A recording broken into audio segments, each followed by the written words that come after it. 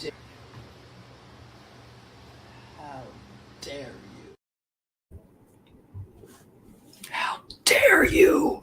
Are you here? Who's here? Wait a minute. Oh, 1 minute. You know, I have to do manual feed on Fake Book. Thank you for joining. Give me a minute to change the setting. It's so goofy. I have to change it from they've set it to private. So now, okay, it's good now. Welcome everyone. Let me know if you can hear. Can you hear me? How is it going? Circle back time. Hey Mish, what's up, Mish? What's up? We're about to circle back. You ready to circle back?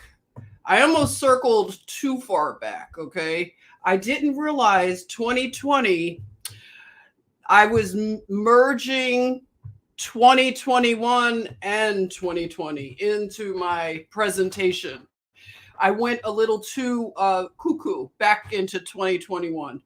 My goodness, 2021 and 2022, they were like twins, right? Twins in a way, right? Hey Juan, what's up? How you doing? Thanks for hanging out. Thanks for circling back with me. Jamie, you're here, I see, to circle back. Welcome on Facebook if you are joining there. Sean is here. Hey Sean, what's up? We're about to circle back. Molly. Hey Molly. All the atmosphere and welcome. Yeah, we're about to do this circle back. Just, a little circling back. We might do more circling back. Christine, hello. Anne, how you doing, Anne? What's up? Darkitect is here. Darkitect is on time for class. Welcome, Darkitect.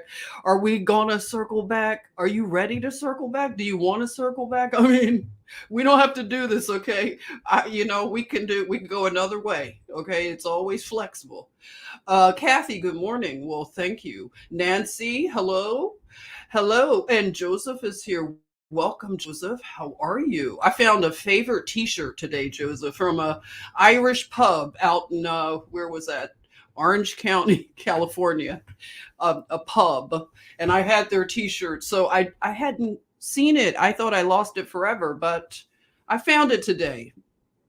I don't know if you'd be interested in knowing that. I don't know. I know you're probably sick of everybody always making references to everything has to always be Irish, right? All the time. Are you sick of it, Joseph? Well, I'll cool it. I'm always putting shamrocks as emojis for Joseph. He's probably like, oh, is this all we are is shamrocks and pubs? We're so much more, right, Joseph? Greetings, though. Mopping the floor. Nice. Oh, look at that. We're getting things done. I'm glad you can listen. I can be your background noise while you're getting some chores done, or maybe at work as some of you tune in from work. Yes. So let's see. It is 2022, about to get up out of here. 1 minute. I was outside and I had put another layer on. I had to go get some of my rich soil. And I just needed a little bit. I've talked to you all about how I prepared soil for a few years. It's very rich right now. I did the Back to Eden permaculture. I don't know where Shayna is, but when Shayna comes in, she's very big into permaculture. So I permacultured a really big area, and I did it. It has to be about going on 6-7 years now. So it's super rich. And I just needed a little bit because I'm starting to bring more greenery inside. And I had more bulbs and they were in water. So I put a really shallow amount of really rich permacultured soil, that red Georgia clay, you know about it. If you know, right, Corinne? Hey, Corinne, what do you think about soil? Do you all like to play in soil? Were you those kind of people like growing up? I always made mud pies, mud cakes in my grandmother's backyard in West Philadelphia. I wasn't born there, but I was raised in West Philadelphia. But My grandmother had all these pots that she would let me play with. She was like the best grandma, I'm telling you. She just let me be a kid. I could put tents all around her living room until her stories came on. I had like a window of time to be just everywhere with my tents. And then hey, my stories are about to come on. We got to pull the tents up. So it was fun. But I would be outside making mud pies and cakes. And I would, of course, being the Libra child, I would have flowers from her. She had magnolia trees. Did you know that in West Philly? We had magnolia trees. Yes. So she had beautiful magnolias, and she also had hyacinth or no, wait.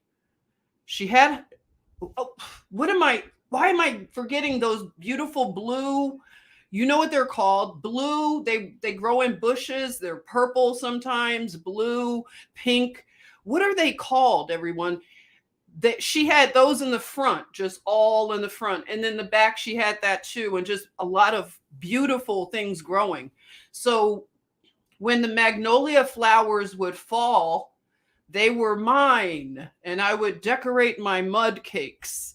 So, when we think about this whole thing that we're about to really embark on, I hope you come along with me to learn about the natural laws, to get into natural law. And when I think about natural law, it takes us back to fundamental things, very fundamental, down to earth, right? And it is a natural way of thinking. We've gotten away from it because we were lured, we were lured away by the Pied Piper, tried to lure us into their great reset so we could fall for the okey doke and become artificial fake. But when I'm learning this stuff, it's starting to really make sense. And I'm excited to share it because it makes sense. Let's see, Jilly. Wow, I have a Jilly in my family. I grew up with a cousin named Jill. So it was always Jill and Jennifer. She was older than me, so her name had to go first, of course. But Jilly from Philly, right? It's kind of like Jill Scott. They call her Jilly from Philly. But Jill Scott, my Jilly, is older than you, okay? So you came along later, Jill Scott. So Jill Irving trumps you in age. So she's the real Jilly from Philly. Yes, so what are you saying? I'm pretending to work. Not with it this week. Are you quiet? What is it called? Quiet quitting? We won't say anything, Jilly, but thanks for, just look really busy, okay? I knew how to do that, when I would work the corporate. I was working at pharmaceuticals, I did the big pharma for 10 years. I was inside the headquarters. So I was in the information center, what did they call it? The medical information center. It was staffed with nurses and pharmacists, and we were on the headsets, the leashes, and we were just answering questions, reading scripts. Yeah. So sometimes you do other things, like some people were running businesses while they were at work. You know what I'm talking about, real estate agents. I know you guys are double dipping, but I am not a hater. If you can double dip like that, I am like applauding you, okay? You're doing real estate and you're working a corporate job. I don't know. I just knew people doing other things, okay? Sometimes maybe I'd be doing something else too, I'm just saying. Maybe like creating an invitation for my daughter's whatever birthday party. I was always doing over the top birthday parties. So I might be designing her invitations, and pretending, you could do a few things at one time. I'm just saying. Hey, Corinne, if I missed you, Paint Dance Live is here. Hey there, welcome. Yes. You said good morning from Northern California. That's right. We're going to holla back, right? Circle back, but we're not no holla backs, right? So yes, Joseph says, I got an Irish jumper present. Really? Love it? An Irish jumper? You got to tell me about that. Hey, Sean. Sean, what did you say? Jennifer's ambiance. Hey, I don't know. It's junky and cluttered, but I'm going to make sense out of it. I'm just organizing because I want to really get into these studies. So I have to be organized. And yeah, I put a little, I don't know, what is this? I found this, okay? I used to buy lots of paper products and I just said, why not make it a little festive? Pineapples. Who doesn't love a pineapple, right? I love that meme when it said, wear a crown like a pineapple. Pineapples, I love, love, love, okay? I would love to grow them. I might be able to because I'm in zone 5. I'm reporting from zone 5. If anybody is an agriculturalist in the house, let me know. And let me double check. Am I in zone 5? Because I don't want to give out misinformation. Let me double check and fact check myself, okay? Big Boo, blessings. Hey, let's give Big Boo a nice big welcome, Big Boo. I love the name, okay? It's a fabulous name, Big Boo. You got to hang out with us more.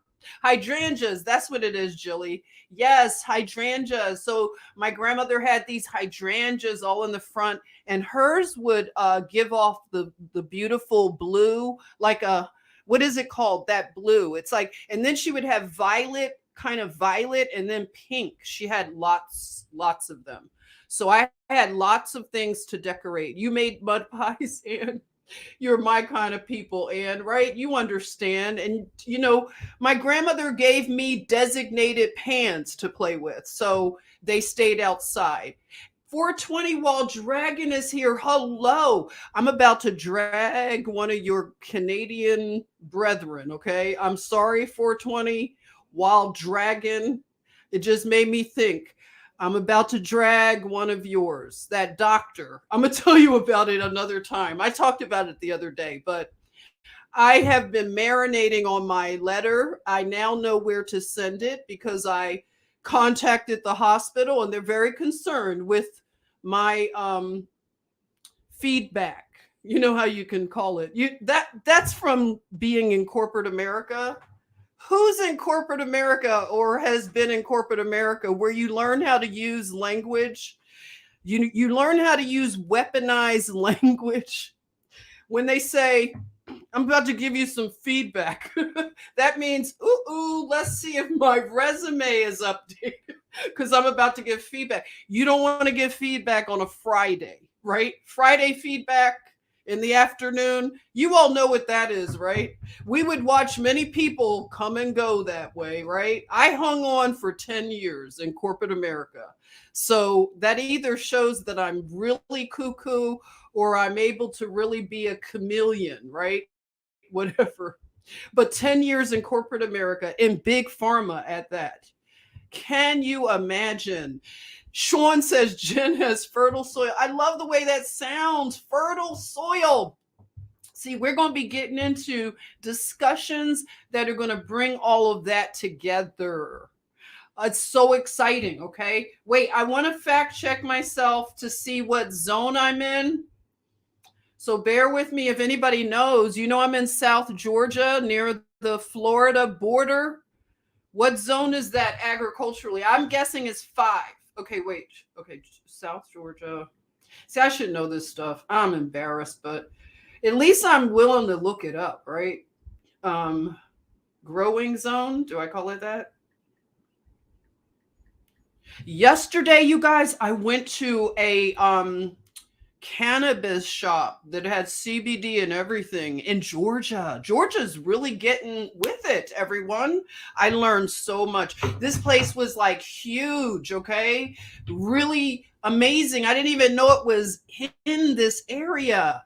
My goodness. And they were just so like willing to teach. The guy that owns it, he looked like like Rick Rubin. You guys know who Rick Rubin is with the super beard?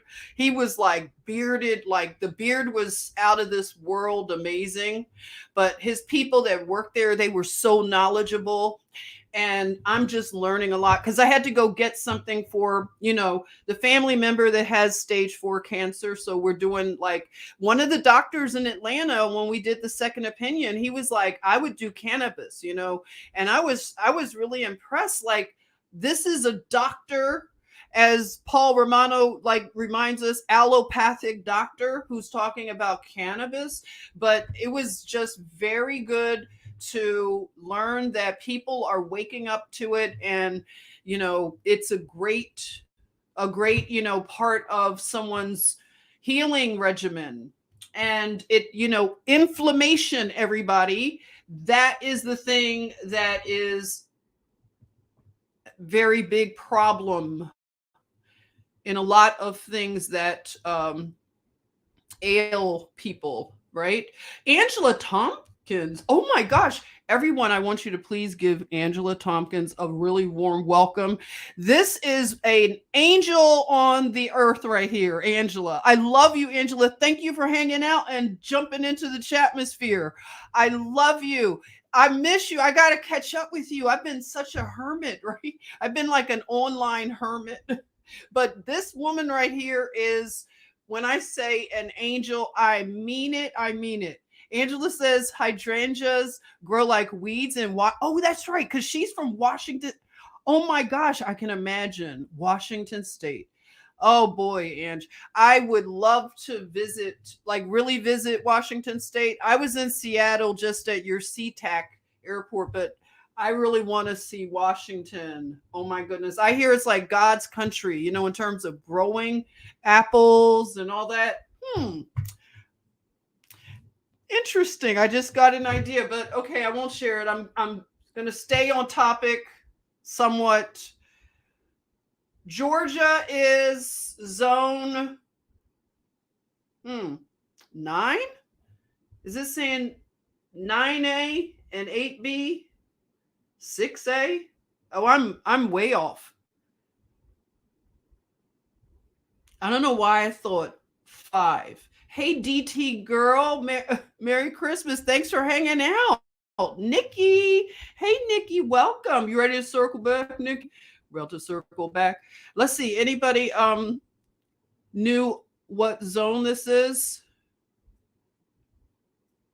Hey, Flower Girl Apothecary. Do you know what zone I'm in? I guess I'm in. No, that's the coastal part of Georgia. Oh, wait a minute. Sorry. I guess it's right here. I could have looked at the, oh, here it is, y'all. 8A. Wait. Hold it. I have to blow this up a little. Hold it. Kind of. Oh, yeah.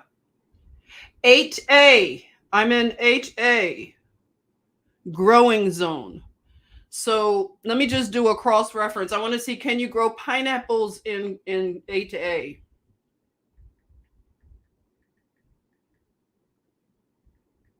In zone 8A. If anybody knows, put it in the, if Dana's here, Dana knows. Dana is knowledgeable, beyond knowledgeable. Okay, preferred climate for pineapples would be zone 10 and 11. Dang.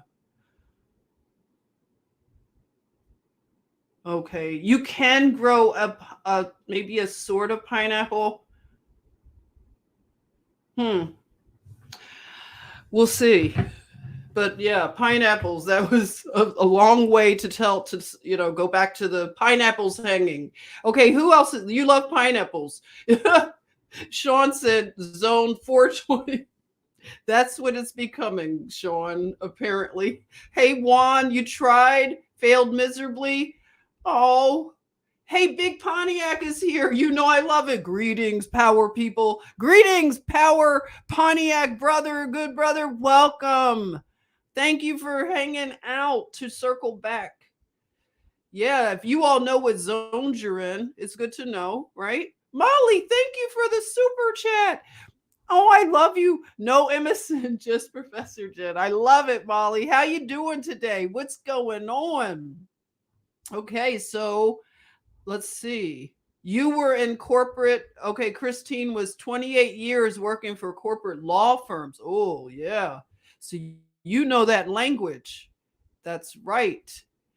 CBD helped you with pain. Yes, very good. Empress 13, hey there. How's it going? Let's see. I have to refresh here.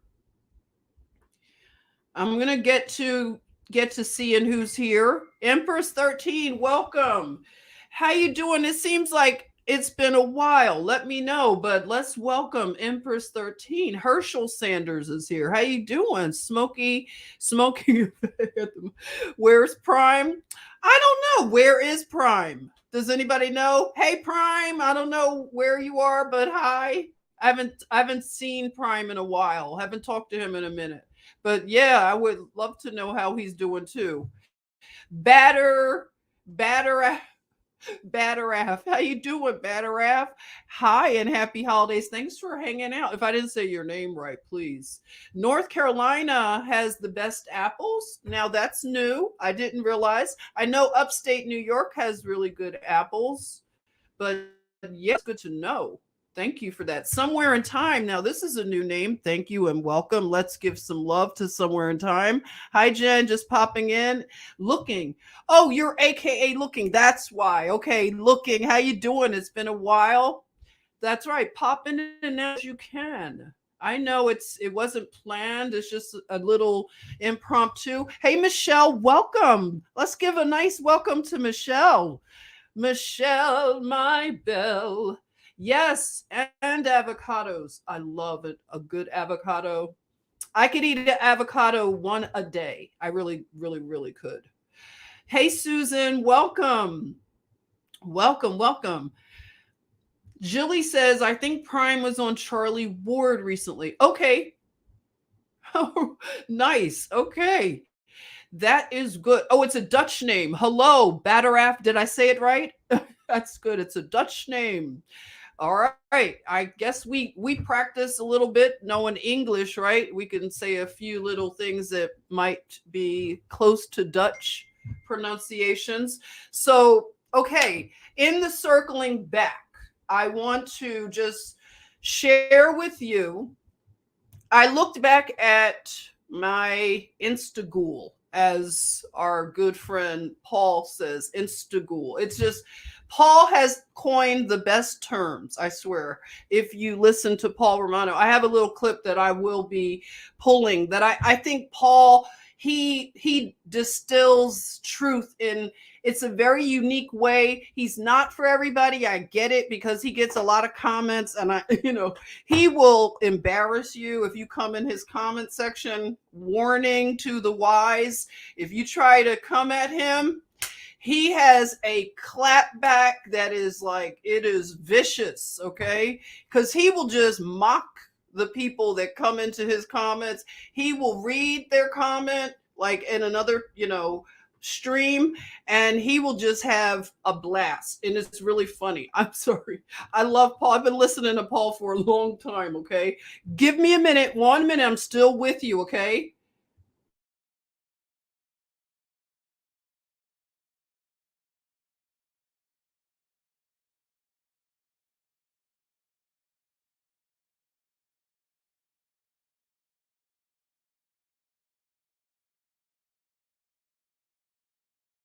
Thank you. Thank you for being patient. Hey, the Lizzie, you're back with us. Hey, the Lizzie. Good morning, the Lizzie. It's raining in Arizona, is it? Wow, yeah, I know the weather is pretty frightful. No, it's not. It's delightful. No, I don't know. It's delightful here, but I'm not trying to brag.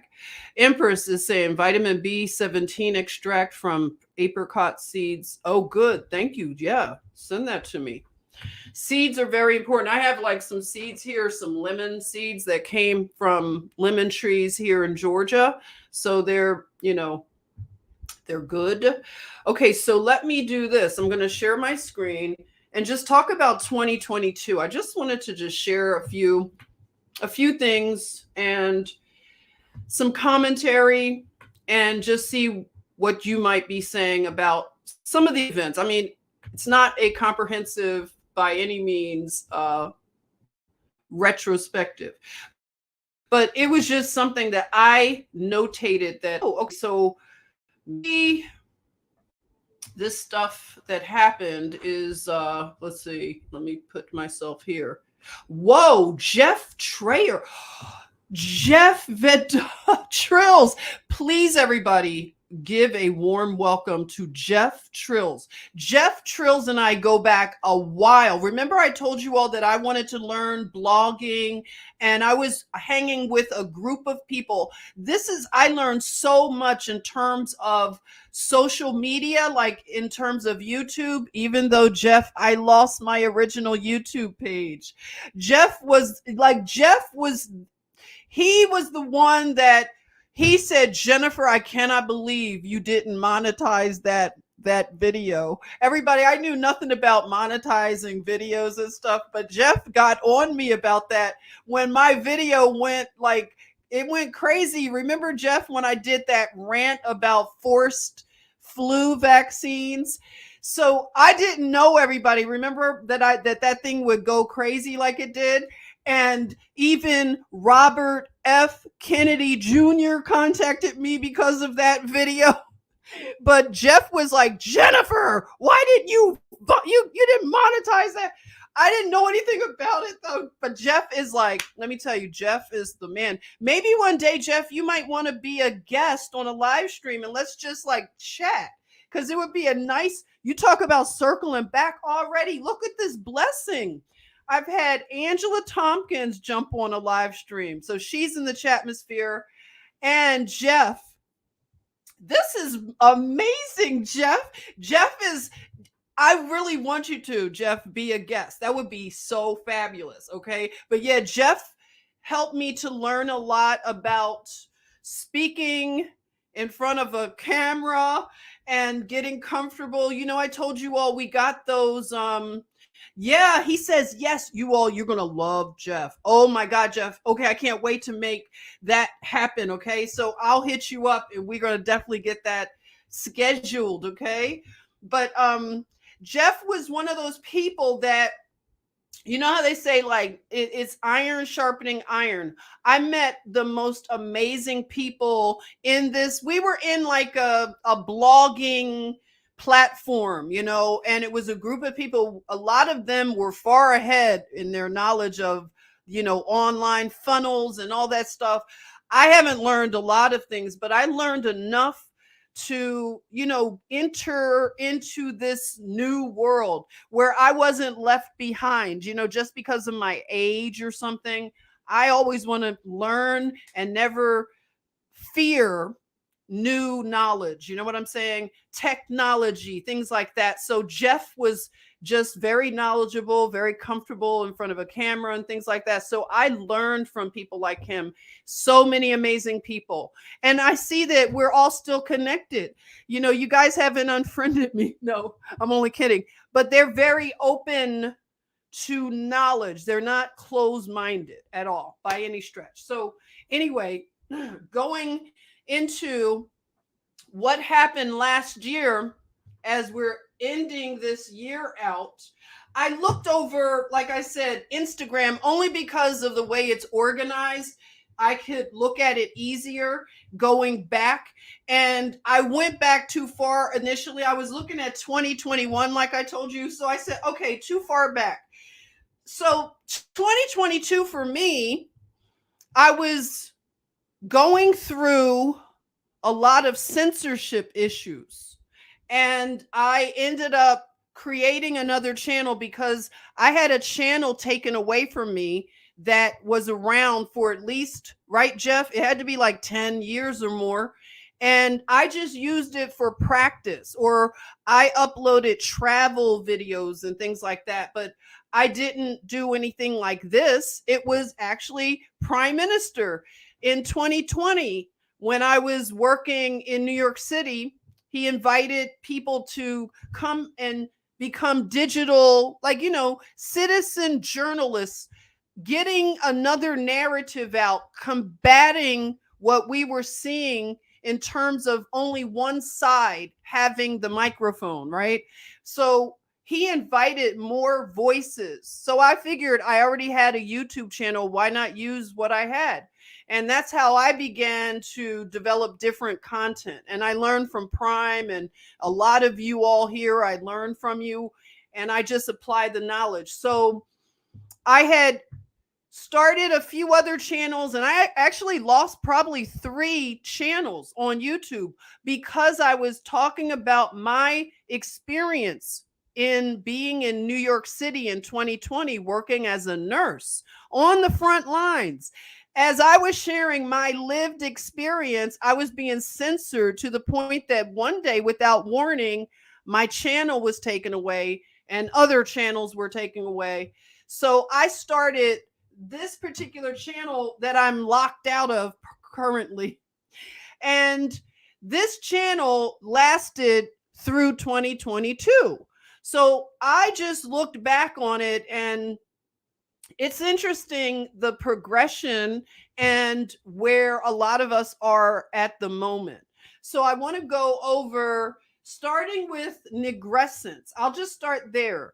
Negrescence is a word that it captured my imagination. You all know, right? We had a lot of fun saying negrescence. Go ahead. You could type it. Go ahead and type it. Ain't nobody gonna get mad at you. You're in my chatmosphere, okay? You can say negrescence. Don't be scared. If you want to type it and just live a little, right? Just type negrescence. Live on the edge, okay?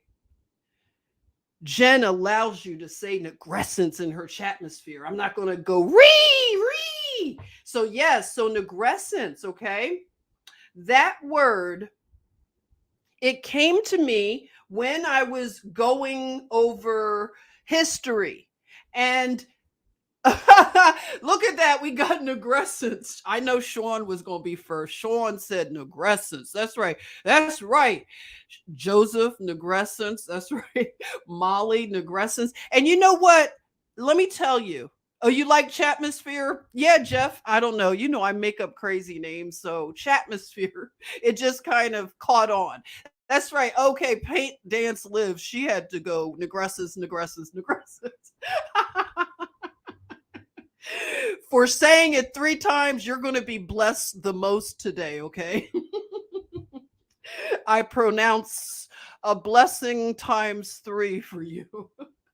So, yes, negrescence. That's right, Jeff. Doesn't it feel good, negrescence? It's something about the word. I love it, okay? And this is the thing about negrescence. Like I said, I came across the word as I was studying history. And the thing that's amazing is that here we have Joseph over in Ireland, and he turned me on to looking into the 1800s. So I looked into the 1800s and whoa, it took me out. The things that I started realizing in terms of history, the 1800s became, like I said, a person of interest, is what I will say, the 1800s. And so, what was it? We were talking about the technology. Yes. Okay. That's, if you all remember, we started using words, right? We were just throwing around these words a lot. So one of them was antiquitech. And I was interested in antiquitech and free energy because we realized that a lot of this stuff is a circle back technology. They have suppressed the technology from us. And it's really unfortunate because we've been so suppressed as a people. And electric cars, for instance, we learned that it's nothing new. Sorry, Elon. I'm sure Elon knows that he is not the one that created the electric car. Now, we won't get into who created it. I know a lot of us would go to Tesla, the actual man, Nikola Tesla, but I am not going to pin my, flag that Tesla was the originator of the electric car. But they had electric cars. And if you go back and do research, you'll be shocked if you've never gone back to look at the electric cars from the 1800s. And they had kits that you could buy, lots of kits and things like that. And it wasn't a big deal. So people could just put them together. They had, charging stations in their garages. I mean, it was amazing. So we had electrical energy, free energy, and all these big houses. You have to think about, how did they heat these homes? Well, we've learned a lot from going back into the history and learning that they had this technology, like these plates that they would have at the, maybe where you would think of a chimney. But you all know about those plates that you fill me in, everybody, all my science people. Those special plates that would give off an ambient temperature throughout these huge mansions. And it was a very effective way to heat. And we know that it's a lot of different ways. We have solar energy and things like that. So yes, steam engine cars. That's right, PH Joy. How you doing? Steam engine cars, a big thing too. Yeah. Hey, Sentinel. Welcome, Sentinel. Thank you for joining. Always nice to see you here. You are checking in from Spain, right? Let me know if I'm correct. Spain, right, Sentinel? But I love it when you check in. Hey, Mitzi, what's up, Mitzi?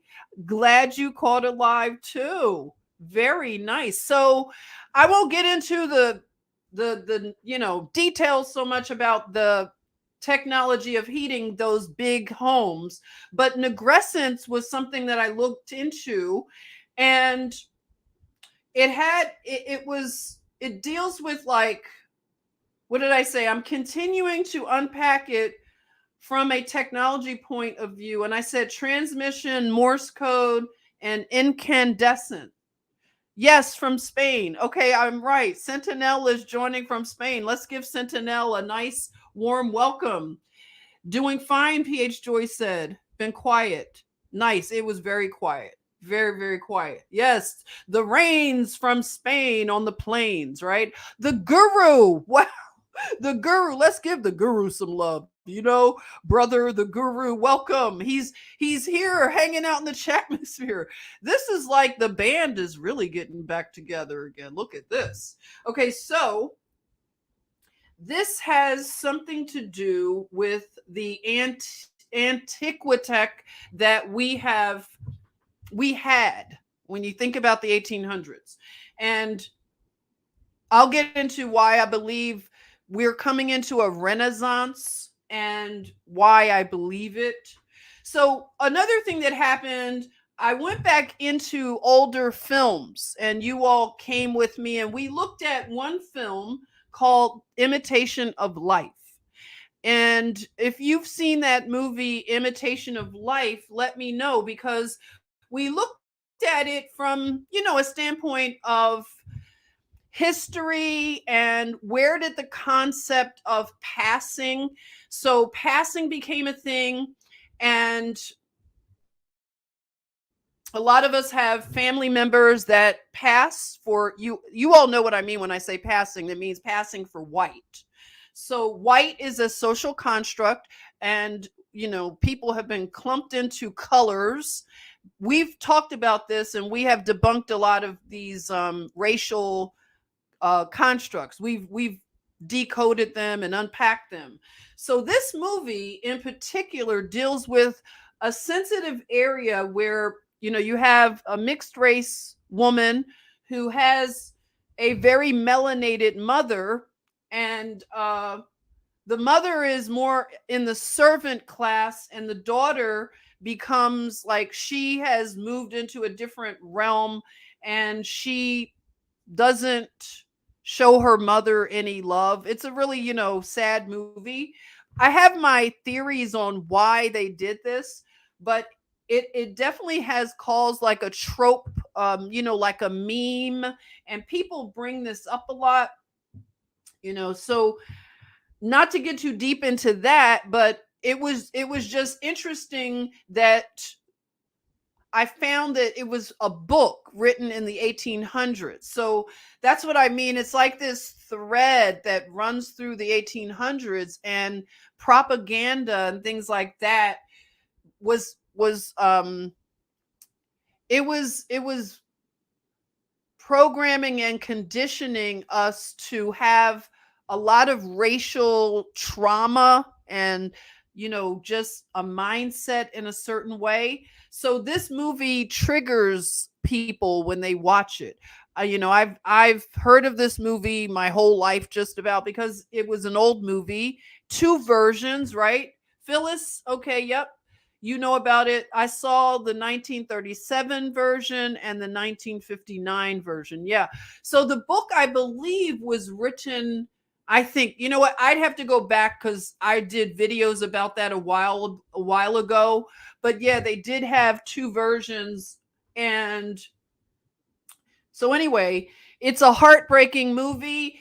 The one thing that I caught, to put my tinfoil turban on, is that when the mother dies in it's one of the versions, you can see her procession, her funeral procession, because that's all she talked about, is she wanted to have a funeral like, like a rich woman, like not really a rich woman, but like a white woman. Okay, like she wanted to be honored in a way that supposedly white people are honored for their funerals. So she had a procession that was like horse and drawn carriage, really dramatic. And it went through Harlem, and you could see that she was a member. Well, she says in the movie that she was a member of many lodges.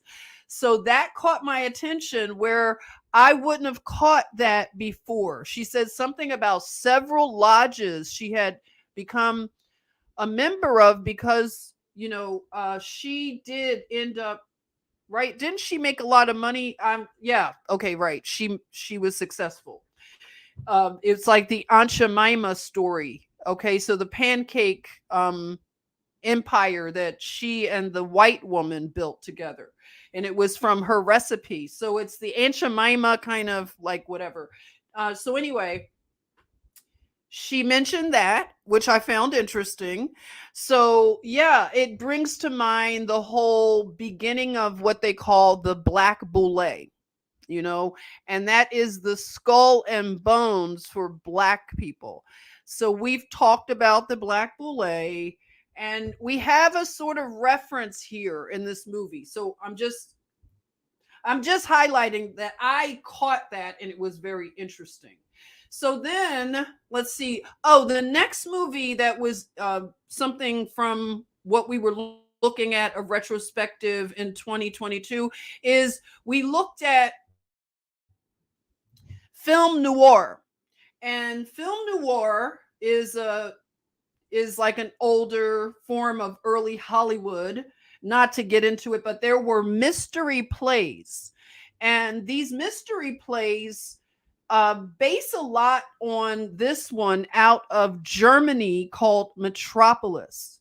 And this Metropolis it was from, let's see,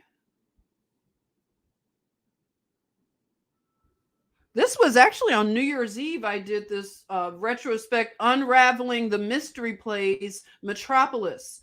So it's a science fiction seminal work, and we discussed it. It was real creepy, very long movie, I think 3 hours, but I did it for you all. I watched it, and it was, silent movie and very weird. I heard about it, and I've seen just clips of it, but it was really telling in terms of the agenda of transhumanism. And again, dealing with robots, which is a big circle back for us, because we see this agenda maturing. to now we have Elon Musk that's going to have like Tesla robots supposedly that'll do your chores around the house. So this aspect of robots became a thing. And, just to kind of give you something current, which was interesting and why I created this thumbnail, is that Beyonce, she, for one of the award shows, she came out in the Metropolis robot kind of thing. And the woman in the movie Metropolis, she is, I guess they take her essence or whatever and transfer it over to this robot, but it's done with a pentagram in the back. If you recall the movie, it had a lot of occultic overtones. It was very strange, a lot of Egyptian, Babylonian stuff. So you see, I have the Babylonian tower in the background. So the Tower of Babel became something that I circle back to with you all as well. Just looking at what does this really mean, the Tower of Babel? And going back to Metropolis, it was a silent movie, right? And I talked about ultimate transhuman dystopian future. But thank Yahweh, thank God, it will not be happening, I believe, okay? And we'll talk about that, in a bit. But I said the Tower of Babel and Babylon are desperate. They had desperate failed attempts, I said, of the fallen cherub and his co-workers to get to the top.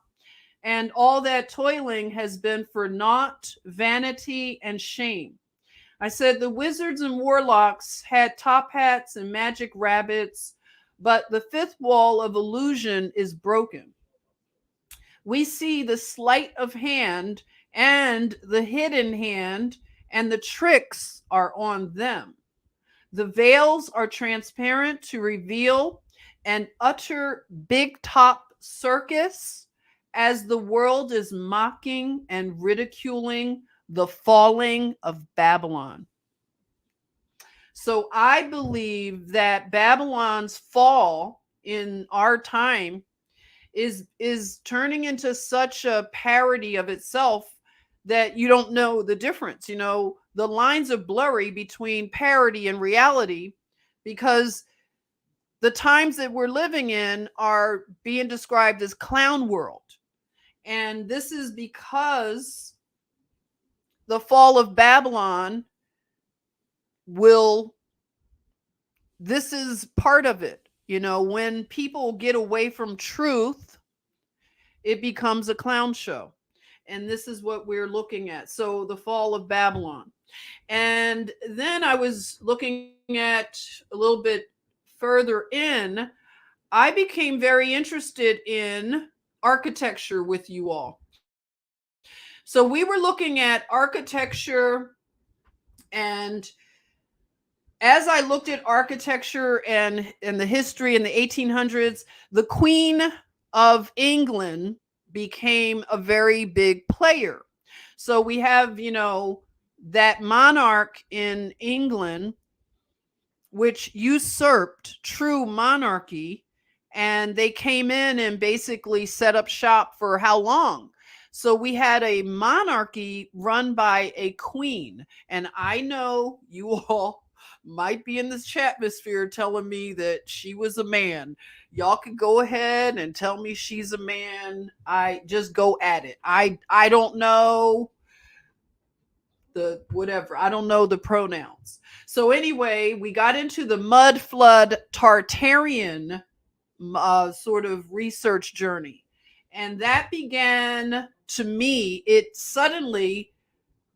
sparked a curiosity to finally read the book of Enoch. So that was interesting for me because I've spent time in Ethiopia and I love traveling to Ethiopia. So this was interesting to finally get out of the fear and conditioning from growing up in the church and hearing that I should never read books of the Bible that aren't canonical. canoned or whatever. Tell me if I'm saying it right. If they're not in the canon and haven't been approved by the Holy Roman Empire. So I went ahead and broke from the plantation and I went ahead and read the Book of Enoch. So if you're new to this channel, if you want to go back, if you want to hear the Book of Enoch, I read it all. And it's in, I don't know how many parts, but I found the Book of Enoch to be very, very interesting to read. It really gave me another perspective of the angelic realm, which is Michael and his army, right? And many of the other angels, but I love the archangels, right? Like Michael, and just learning about all of them, like Gabriel and right, some of the ones we don't hear about often. So that was very good to finally get over, like I said, break out of that conditioning. So the Great Awakening for me took me over to the kingdom, the empire of Kush. And I have lots of theories about Kush, Ethiopia, as some call Abyssinia. That was something that the English called Ethiopians. They call Ethiopia Abyssinia and Abyssinians, but I don't go with that, So one day I want to get into a discussion about the throne when we talk about Solomon and King David, and we got into some discussions, and I have my theories about Emperor Haile Selassie and the lineage. Right now, I don't believe that Haile Selassie, now I know I might lose a lot of friends over this, but I don't like Haile Selassie. I'll just say this without getting into too much. I changed my position on Haile Selassie. And I've talked to friends over in Ethiopia that have talked to me about Haile Selassie. I won't get into it, like I said, but I've changed my position. I'm more open to learning more about it, but I've not done a really deep dive into it. One thing I do know is that there was an orphan that was kidnapped by Queen Victoria. So I have a big issue with that. And as you know, I've been very curious about what really happened. Back in the 1800s, Queen Victoria sent an expedition over to, as they call, Abyssinia, but Ethiopia. So the king, the emperor, he was killed on the battlefield, I believe, but they tried to say it was suicide. Kind of familiar, same stuff, right? They do this a lot. They frame things as a suicide, and it's not. So this is another example, but it's in the 1800s, and it deals with the emperor of Ethiopia. So he was suicided, and his son was taken, his wife was taken, and son to England. And the wife either died on the way or shortly after arriving in England. So after that, the prince, he is now an orphan. And the story goes that Queen Victoria adopted him. I know that sounds all kinds of wrong, which it is. There's a lot of shenanigans in this narrative, but she adopted him, and he lived to be maybe 19 or 20, and he died mysteriously. So there's a lot going on that I want to know about when it comes to that fake monarchy in England. Yeah, I did say it. Okay. The fake monarchy, King Chucky, you're not a king.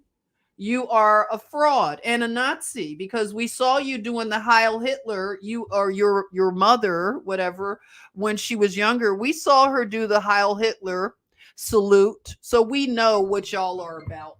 Okay? It's girl code. let me take this while we're girl code sissy. I'm on a live. Can I put you on speaker if you want? I how you doing? You want how you doing? Can you hear me? I'm well. I'm doing a circle back from 2022. We're just doing a live stream. Yeah, yeah. Just circling back. I wanted to look over 2022. All right. All right. I'll see you. Okay. Talk to you later. Okay. She's going to join us in the chatmosphere. Girl code about to be in the chatmosphere. So, I want to find out what was really going on, okay? Because it's a lot there.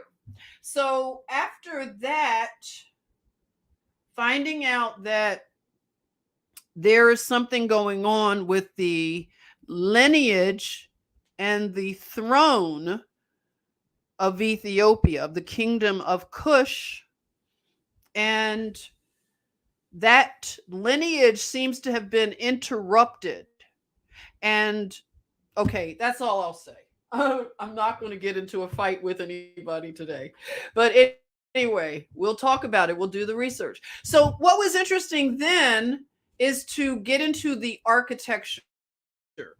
The architecture took us in a deep place because it got into a lot of like architecture around the world and who actually built these structures. So the narrative for who built it just really fell apart. Nothing made sense. When we started going into the Wikipedia narratives, one thing that we realized is they use words like founded.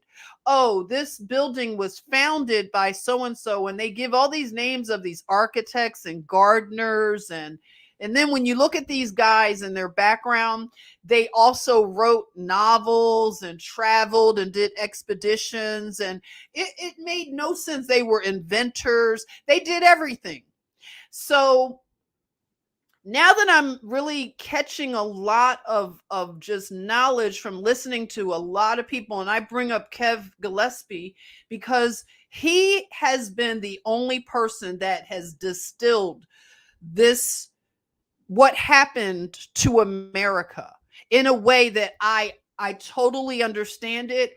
I see the crime. I totally see it now because of listening to Kev and how he has investigative, like you talk about investigative journalism, like it's been amazing.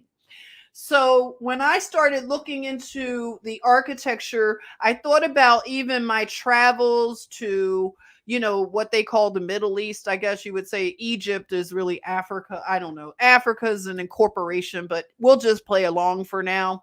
Just the, architecture that we have a lot of romanticism about.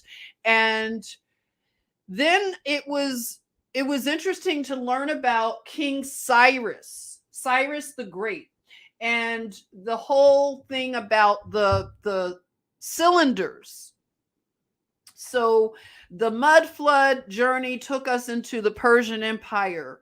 So we're looking at King Cyrus, and he was a benevolent king. And this is what I wrote. I'll just say, I said next stop on the mud flood world realm journey was the first Persian Empire and King Cyrus the Great, a benevolent king. It says created a centralized administration of governance and respected all people's customs and beliefs. And his most beloved action was said to have been to proclaim freedom to all the people of the Babylonian captivity and the right of return to their homeland. So that's repatriation. I said going back to daddy, and through the Edict of Restoration. And that's going to be a lot of what we talk about going forward is restoration. So the edict of restoration, I believe, is going to be something we circle back to when we look at the law. And the law of restoration, that's something that Kev talks about a lot, the law of restoration. So just, jot these things down because they're going to be really important for us to connect. So the edict of restoration, and all of this was imprinted on clay or mud, hence why we talked mud floods all the time. So they called it the Cyrus cylinder, and it was buried at the foundation of buildings, and it provided the most powerful receipt that, in terms of historical narratives. So it also was the foundation, they say, for a lot of our documents. So that was interesting because the Magna Carta comes into play. And, a lot of us, we've been jumping back and forth through the timeline, and Girl Code, our good sister, she's been doing a lot of breakdowns of people like, say, Beyonce, and how that all, that's right, press one, that's right, Kev Gills, that brother he's really doing it's a big job because he's breaking spells off of the minds of people, and it's just amazing. So Girl Code has done a lot of deep dives into, say, Beyonce and Jay-Z. There are a lot of people that have been breaking down Jay-Z and people like that. But there was a sort of a weird connection with when I was learning the Magna Carta, and also what was going on with the coding of having music content, and they were, kind of playing around with the whole aspect of the Magna Carta. We know that these people, they troll us and, things like that. So that was interesting. And going into coins, I was interested in learning about coinage and what that means in like kind of where we are today. We have all these digital coins, and coins have been a thing that we've been talking about for a while, ever since these digital bitcoins and things like that. And we'll be talking about the current issue with coins and digital currency. So coins are something that are tangible, and with coins, you can have a legacy and a really powerful receipt. So the coins are going to be interesting moving forward because as a free people, we have to decide on the currency that we want to have, to trade. And that's something that should be in the hands of the people, the power, back to the people, back to the states. And I've done some research on older currencies from the 1800s and maybe 1700s. And it was interesting to see all of the various state currencies. Have you ever looked at, or do you have any old currency from, say, Texas or the Carolinas? And yeah, lots of interesting currency. So that was a part of this 2022 journey. So I kind of had fun, tongue in cheek. Some people got mad at me for naming it the Invisible Remedial College, but I felt for me that I was in a remedial research journey and relearning and unlearning things and being open to realize that I've been lied to about so many things, and history has just been one big lie. So I named it the Remedial Invisible College. So we did mud floods, we did antediluvian civilization. If anybody wants to know, if you're kind of new to this stuff, antediluvian means before the flood of Noah. So we were doing antediluvian civilization 101 and Book of Enoch 101. And we passed and graduated, right, everybody? So we did a group project, the timeline. We traveled to the Tartarian Empire worldwide, and the only thing you needed to have were your mud boots, okay?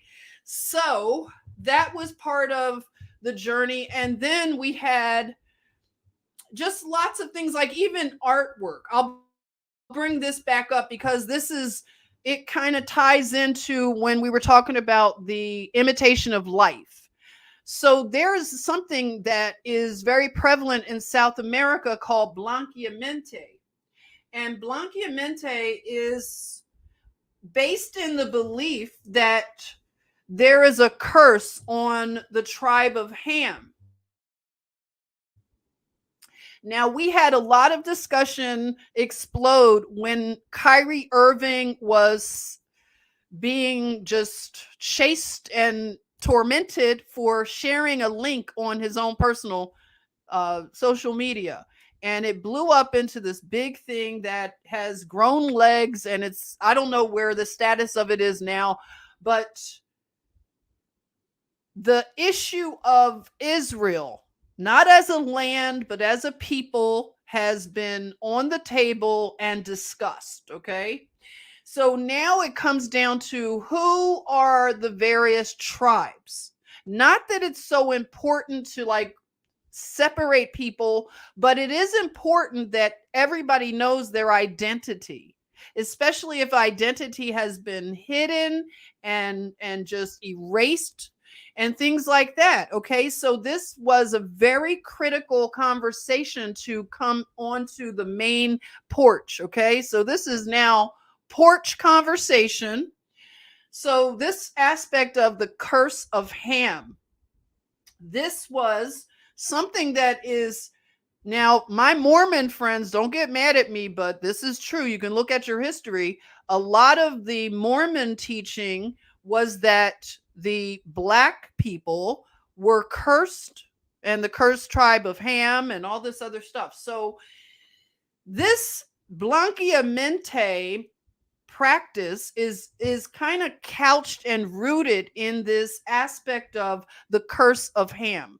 And we know that Ham was the son that he looked upon his father Noah's nakedness. And there's a lot to get into and decode. What was that really mean? What does that mean? And what really happened to Ham?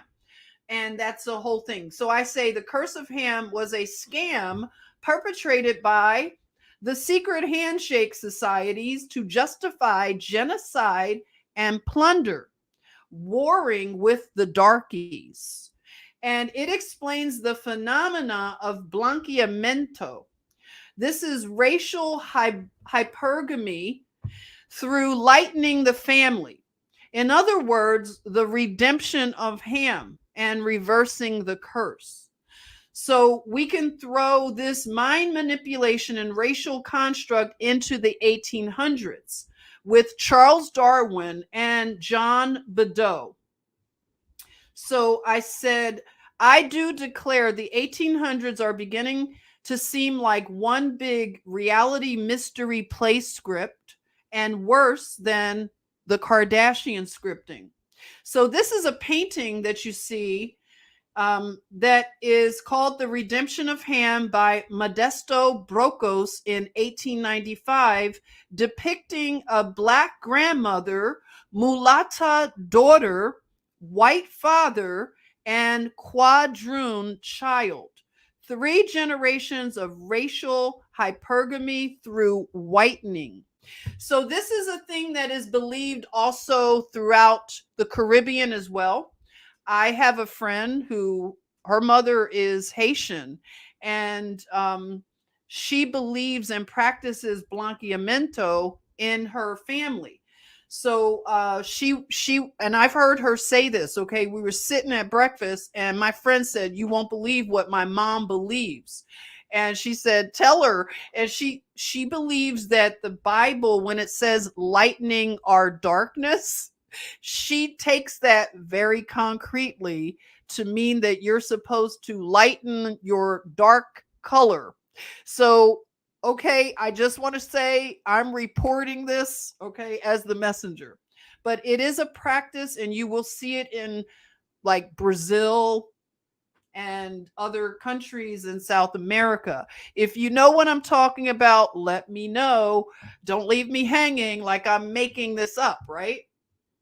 Blanqueamiento. So it plays into a lot of understanding of what we are kind of dealing with, when we deal with this racial construct, and all of these like social racial constructs. So it got into like I spent some time in South America, right? We dealt with it was an interesting mix to see even Tupac come into play, because Tupac being named after let's see, Tupac is named after, where is it? Does anybody know? I wrote it in my thing. All right. Hold it a minute. Tupac Amaru. Okay, so he's named after one of the let's see if I wrote it here. An Inca king. All right. So Peruvian.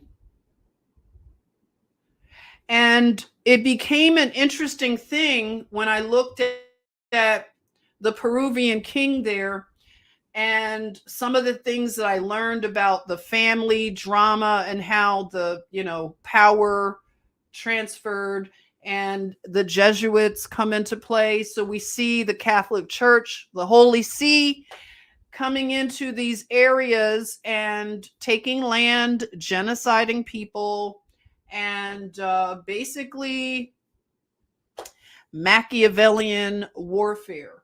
So I spent some time down there for a while in South America. Then we came up through Gang Gang.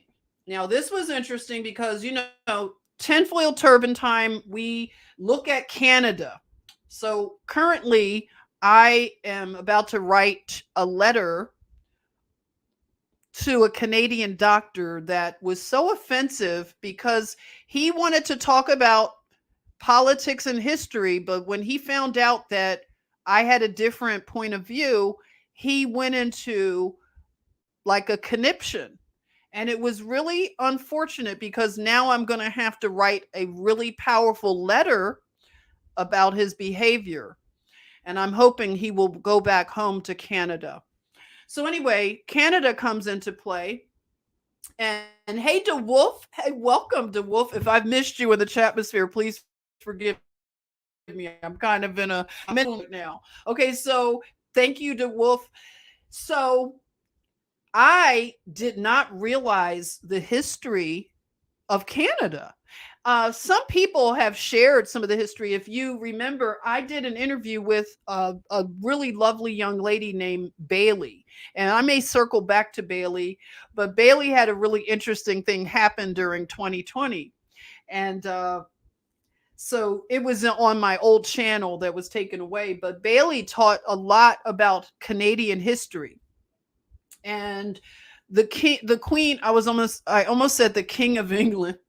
The Queen of England, talk about children disappearing. So Queen Victoria, and I'm just calling that Victoria's Secret, something funny, some shenanigans with the Ethiopian prince being orphaned and she adopting him, and then he dies young. So we also have her granddaughter, the one that just died, Queen Elizabeth, the third or second, I don't even care, but whatever. I know I saw pictures of her doing the Heil Hitler.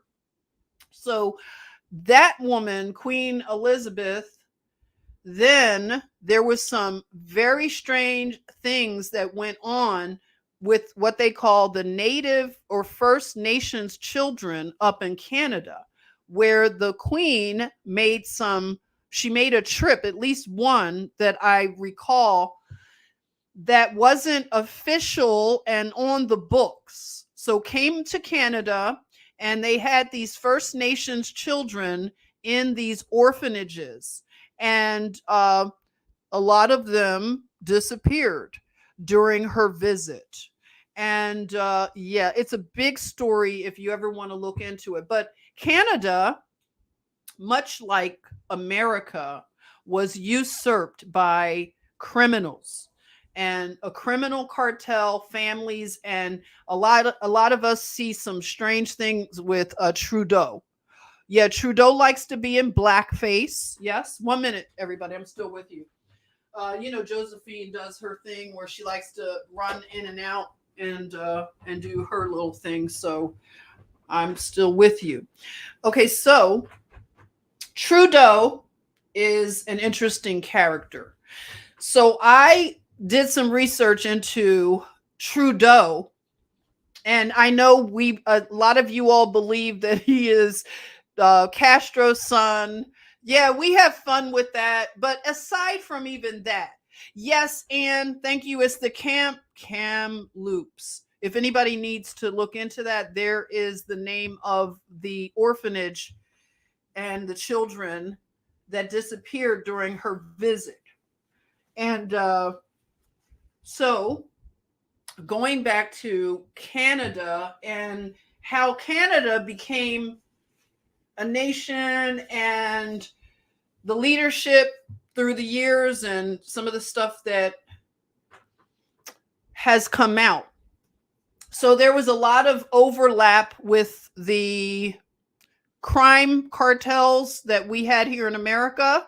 And I'm just going to say, everybody, come on, let's just be real. We had the Jewish mafia, the Irish mafia, the Italian mafia, and basically all those names, about Bugsy and this one and the other. So they were running brothels up in Canada, running just the same kind of stuff. They were doing during the prohibition and the liquor and stuff like that. So Canada and the families that run Canada are steeped in crime. So then we get over to, we're looking at sort of Russia, and Ukraine and some of those lands over there. So there were some interesting things that came up, if you recall. And I even did I did a video about Trudeau's mother and Maggie Trudeau, right? Did anybody see that? I was shocked. Maggie Trudeau, okay? Whoa. That one right there. She was shaking a tail feather in Studio 54. Yeah, bootlegging. That's right. Bootlegging, Seagram's. If you know about Seagram's, the liquor family, Seagram's and everything, and a lot of the connections with those families that started Seagram's. They were also very involved in Hollywood, everyone. So don't get fooled thinking Hollywood is just here. Canada, in fact, I think Toronto, Canada, which is Ontario, they have a big stake in Hollywood productions.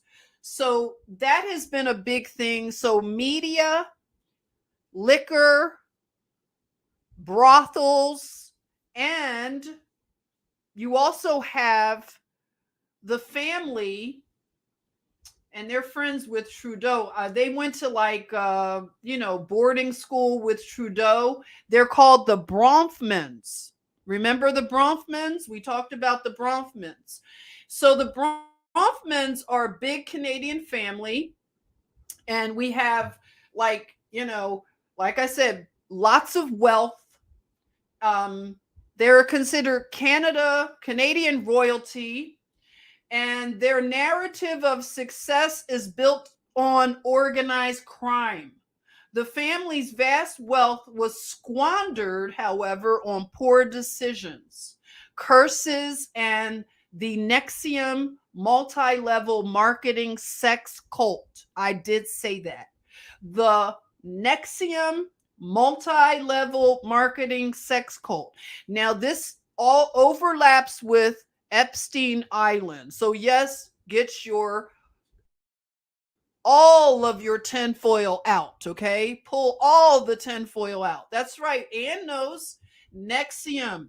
So when we started doing our research, which really offends people, the doctor that I had the dust up with, he actually spewed venom and said, "Oh, you research." And they see that as a bad thing. You're not supposed to research. You're only supposed to get your news and information from trusted authoritarian sources, and they will tell you who your authorities are.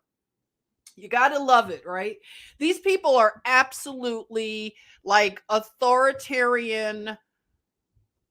I mean, they're monsters, right? Santa Monica, you're here. Hey, Santa Monica Loco, welcome. Love to see you join. Hi, Jennifer. We had those flower bushes. You did too in LA? Oh, nice. Yes. Oh, such beautiful things grow in LA. I have lots of family in LA, and I just always love their gardens and just beauty, beauty, beauty. It's a great growing zone for sure, right? And you guys grow the best kush out there too, right? We know about that. Yeah, Cali. If we, I pray that California will be free one day soon, very soon, because it is a beautiful part of this nation. So anyway, back to the Bronfmans and the connections to the things that we were hearing, like, oh, it's all conspiracy. Oh, shut up, you Q-tards and whatever, QAnons. And so they threw that out there till now it doesn't mean anything. It's like saying you're a racist now. It's like, yep, I'm a racist. Like I said, Josephina's a racist. We're all racist, whatever. And we're phobic of everything, right? Whatever.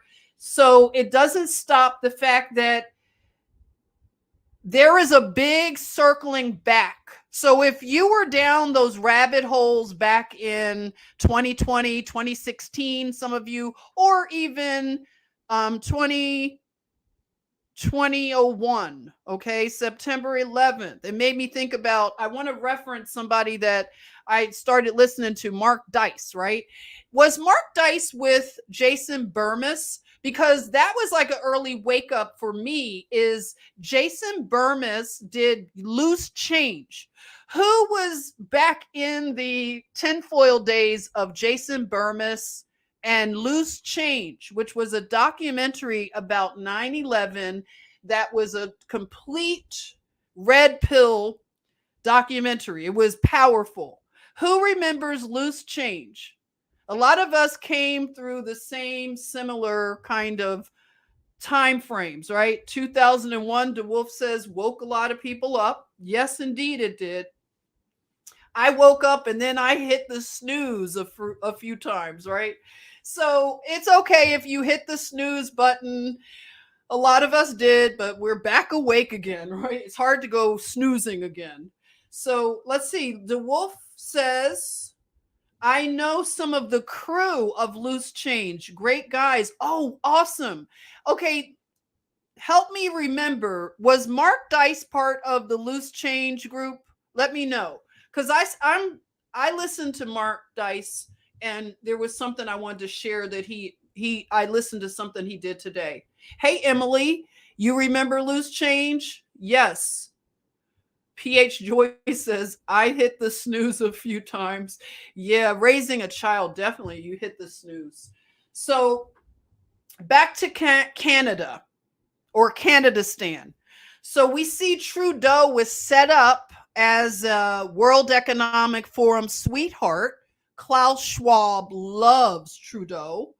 And Trudeau was bred for his job.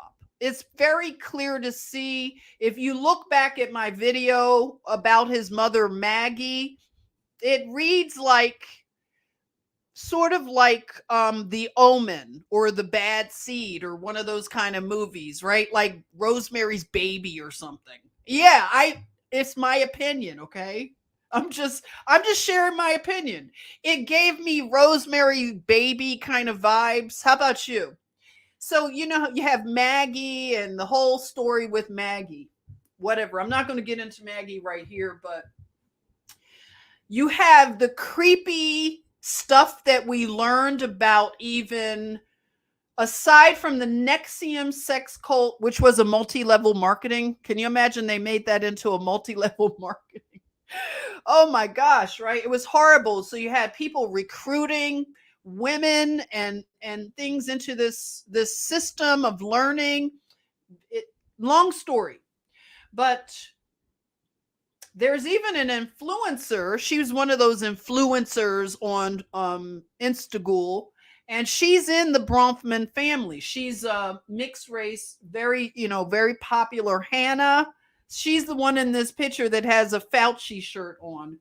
But it's just, it's easy to see how all of this overlaps with the global problem that we have and that we learned about with Jeffrey Epstein Island. Then you had Celine Dion recently resurface, and we had already looked into Celine Dion and how she aged so quickly, and the look that she had in 2020, it led a lot of people to question some of her practices. And it didn't help that she had a clothing line for children that was very dark and disturbing. It was like some Balenciaga vibes, okay? So we have a lot going on in Canada, which helps us to understand why Canada now is so dystopian that they are offering suicide as an option. If some woman, she just called her medical provider and just wanted something like a walking assistant, like a cane or walker, and they offered her assisted suicide. Okay, so Canada has gone completely dystopian, and I know Klaus Schwab is very pleased with Trudeau, who likes to wear blackface. I have to say that. Okay, so we have also Biden and the Ukraine war.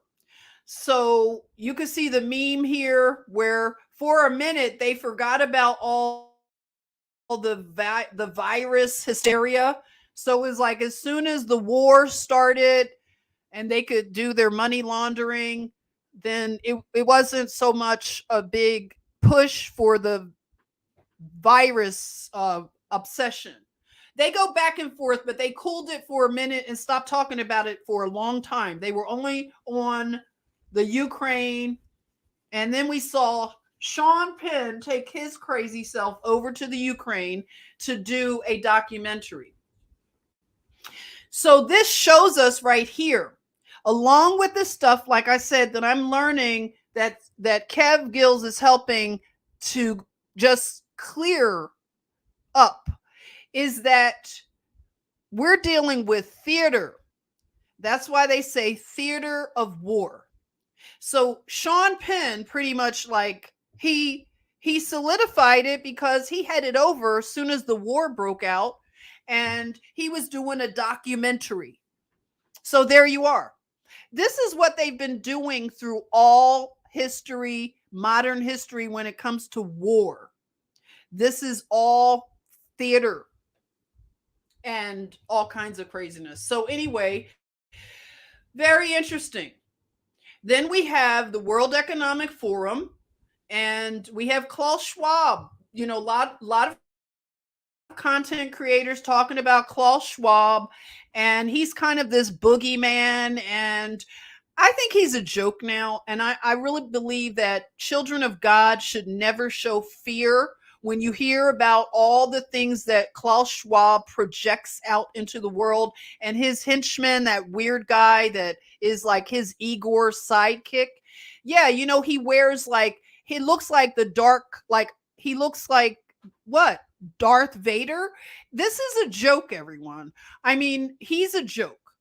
I know that the things that he professes, it really disturbs people, but I want believers in God. I don't know what other people deal with, but I mean, if you are called by his name, okay, and you know that you're a child of God, Klaus Schwab should not put any fear or anything that the World Economic Forum is up to. because it's projection, and they want us to buy in and put confidence in their schemes. But we're in a different time where they are losing and losing the narrative so much, and they need to have us in mental shackles, and they're losing the ability to do it. So Klaus Schwab is a joke. And I did some content on him. I mean, when he talks, it sounds like I heard like circus music, and I put that in the background because that's what it is, circus. So, one of the things that I've seen some content creators circling back to is Gaddafi. So Gaddafi over in Libya, this is unfortunately one of the things that America is going to be a big circling back, and there's got to be some justice that's meted out for how our government used our tax dollars, and they have funded wars and destabilized countries like Libya, further causing human trafficking, the very thing that a lot of us have come together to, want to see ended. Well, what we did, and I say we because it was done in our name. So Hillary Clinton laughing about, killing Gaddafi, when she said, we came, we saw, he died. This is a person who has such a body count. And a lot of people really want to see justice. I mean, we hear things, but we want to see it. I know, I get it. Okay. So I'm right there. So then it comes down to, we've got Kamala over the year 2022, where she's talking to people like they're idiots. And it reminded me of Romper Room when she talks to people. It doesn't matter what age you are. It's this very condescending, crazy talk. And, I just made my meme when she said, so there's like a country called Ukraine, and they're small. And then there's like a country called Russia, and they're real big. Russia, the big country, invaded Ukraine, the small country. And that's pretty much like the way this person talks to people. So real weird stuff. We watched that. And then Ye, formerly known as Kanye, he's been on my feed, you could see for a minute. And I was really observing how he was moving. And I just don't know, like I said, I'm still open to theories about Ye. I just know he's done something big in terms of taking the lid off of the conversation that was never supposed to be had. We can never talk about certain things, So he broke that, as they say, he broke through the Overton window. And it for me, it did a lot for me, I have to say personally. And it was interesting. What a bumpy ride. So we have Ye, where he was doing his church kind of thing. He's not doing that now. He's an interesting person, I'm telling you. It would be interesting to look back on some of the things that he's been up to. But we have this sort of Jesus imagery between him with the thorn crowns, and also you had that also imagery with Tupac. I'm just saying, very interesting. So we also have, oh my gosh, we have children of former Black Panthers. So we have the children who are basically activists, okay? And they get into Hollywood, and they've been trained by their parents, like who are former Black Panthers. And so they're doing activism. And that, that played out with Jussie Smollett, or I don't know, they joke around Jussie Smoothie. And so Jussie Smollett, Jussie did his thing where he, he's a joke now. And I don't know what is going on with him now, but you know the story. So that was interesting because his narrative blew up on him. And I said in this meme, like, if you have any of these corporate, entities backing your movement, I said, if transnational corporations are backing your movement, you're not the resistance. So we had a lot of these corporations in 2020. They went along with this narrative to scare people and to, we saw how they did better. They thrived economically in 2020 while small business crashed. And we saw how they all got onto an agenda, a woke agenda. They were bullying people. They were jumping on bandwagons, BLM and everything. And so now we see the enemy and how he works through corporations. So this was very eye-opening for me, at least. So another thing that I was new to this whole trend of looking at old decrepit homes. And I did a live stream on the material world. I used to love the police, so it was interesting to think about the material world. And I went to a video and we looked at it. If you were with me, it was a Disney family member that owned this home. It was so creepy, if you remember. And it showed that if someone is not living in a home for just, I think, is it 6 months, the home will begin to degrade. Like, the oxidation process will begin. Is it 6 months, everyone? Let me see if I wrote it here in my little thing. So, we were playing Cahoots. Remember we were playing Cahoots a few live streams? We had so much fun. Well, I had fun, at least. Okay, so the material world, and correct me if it's 6 months. If a house is sitting for 6 months and nobody is living there, you don't open windows or nothing, the house will start to break down. The paint will start to oxidize and peel from the walls. So this house was sitting for years, and it was really creepy because somebody said in the comment, I think it was in our chatmosphere, and it made me think. They were saying that the way the house was decorated and staged, it looked like it was a set for like snuff films. And I was just like, whoa. It did look that way because they had creepy toys and it was children's rooms. Like, it was really creepy. And again, this was a Disney family member, their home, just sitting and just creepy as all get out. So that was interesting. Now, this is when I'll say I began to pay attention to Kyrie Irving. So Kyrie Irving had a dust up with Stephen A. Smith. So Stephen A. Smith is to me like a boule puppet. And I just wrote that these were like hermetic mystery plays because I'm not real sure right now about them. It looks like they are putting on a mystery play.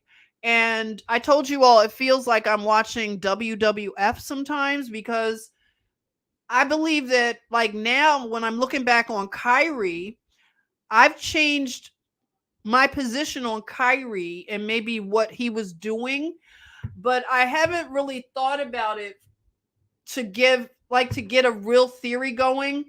But it's interesting to see how they move.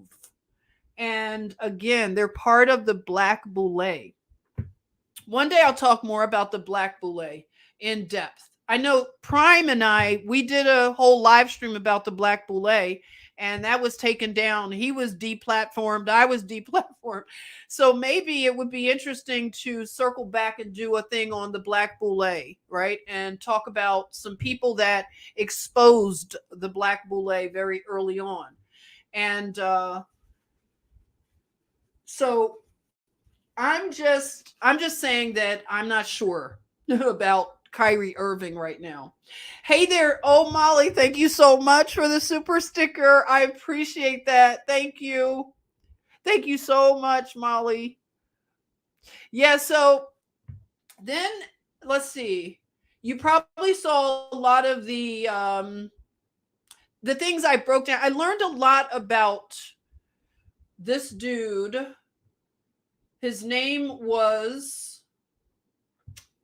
Jack Parsons, remember? So Jack Parsons and L. Ron Hubbard and the whole rocket and space, department and intelligence and all that, it all connects to Scientology. So not to get into a big discussion, they all overlap. So you have Aleister Crowley, you have L. Ron Hubbard of Scientology, and Jack Parsons, okay? And you get to see the agenda. Jack Parsons died in a very weird way, but they were into the occult very deeply. Like I said, Aleister Crowley was their mentor. So our early space program and at rockets, and if you live in California, you know about Pasadena and the Jet Propulsion Laboratory. When I was a nurse in Pasadena, one of my jobs on the weekend, it was in Pasadena, like I said. So you had the Jet Propulsion Laboratory, which Jack Parsons founded. I didn't know anything about Jack Parsons back then, but we used to get a lot of patients that would come, after having really bad nervous breakdowns that worked at the Jet Propulsion Laboratory, and just like stressed out to the max, and go into whatever school was out there too. Some kind of tech school too, if anybody knows what that college is out there. But those people, some of them have some pretty stressful, just lives, right? Rocket scientists, right? I don't know. You tell me. So then we had Will Smith pull a shenanigan, and Will Smith, slapping Chris Rock for the award show. So the Grammys, was that the Grammys? No, the Oscars. So Will Smith did his thing. He slapped. It was so stupid, right? So they were talking about that for a long time. Will Smith goes away. Now he's back playing in a slave movie called Emancipation, that I don't know who is still interested in looking at that crap about the lie of this whole slave tree. Now, slavery, the way that they portray it in Hollywood, is not, in fact, what I believe is the correct version of the enslavement, the genocide that happened on this soil. Okay. So they throw us off with this, slavery narrative. And every time you turn around, it's either Oprah, Steven Spielberg, or whatever. But now Will Smith has to do his part and spread the misinformation about slavery. But I think that Will Smith has been effectively neutered by his wife. That's my opinion. Okay, so we then go into the metaverse, and I shared my testimony of my metaverse experience. And the one thing that was interesting also about 2022 is that I was interested in the Georgia Guidestones. I was thinking about taking a trip with my buddy that we go on road trips sometimes. She's a nurse. I keep her private because she's an angel that does some great work, but she gets persecuted. Okay.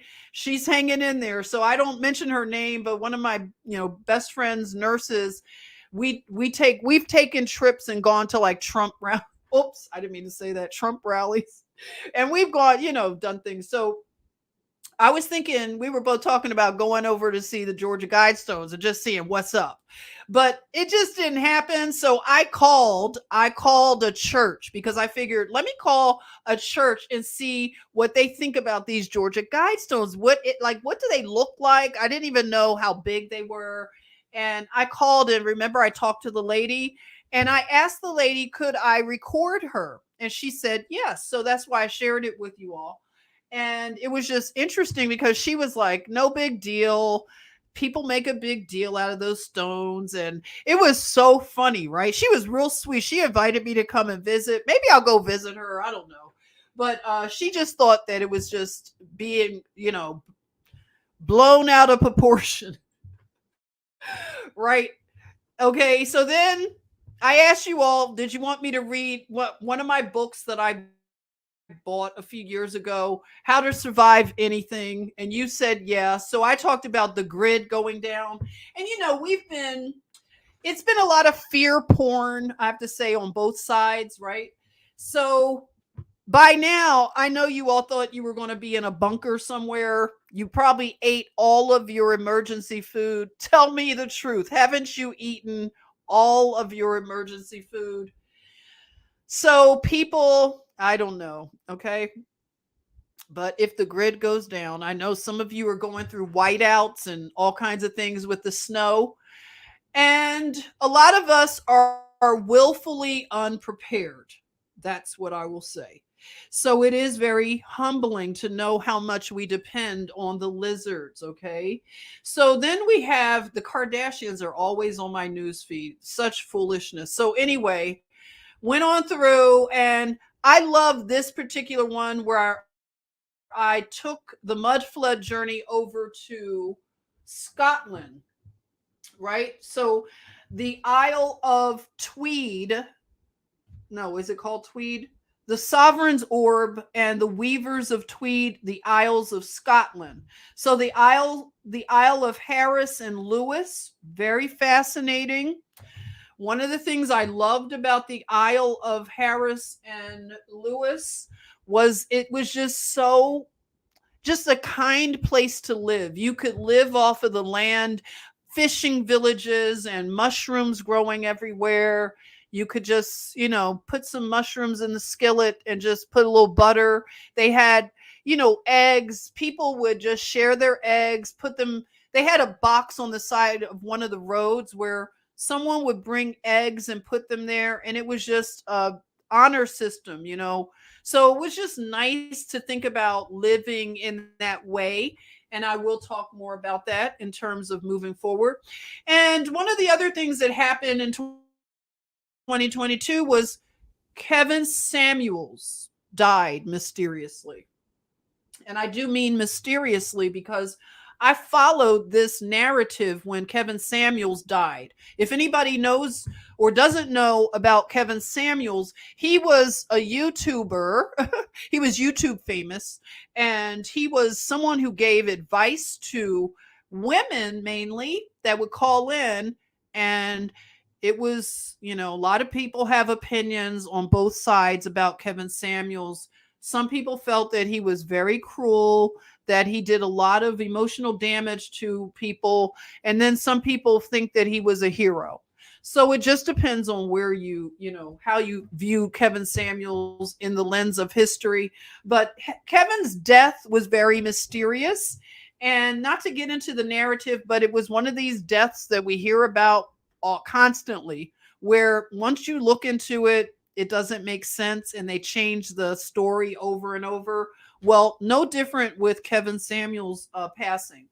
So Kevin Samuels was a man they called manosphere, red pill manosphere content. And women would call in and he would ask them, what is your dress size and how do you rank yourself as between 1 and 10? And some women called in and they cammed up and he would just have a blast, just roasting these people that called in. So it was quite a spectacle. And he was, getting millions of viewers. Like he'd do a live stream, it'd be like thousands of people. Camilla, how are you? Welcome. Thank you for hanging out today. D Wolf says he was right but tough. Okay, too tough for the wokies. Yeah. He did not put sugar in his medicine when he delivered it. So Kevin Samuels' death, what it showed me is that online you have citizen journalists, basically. You have citizen detectives, and I believe they're better than Scotland Yard. So people had already done an investigation on Kevin Samuels like narrative, and they already like they found the killer, they found the whole motive and everything.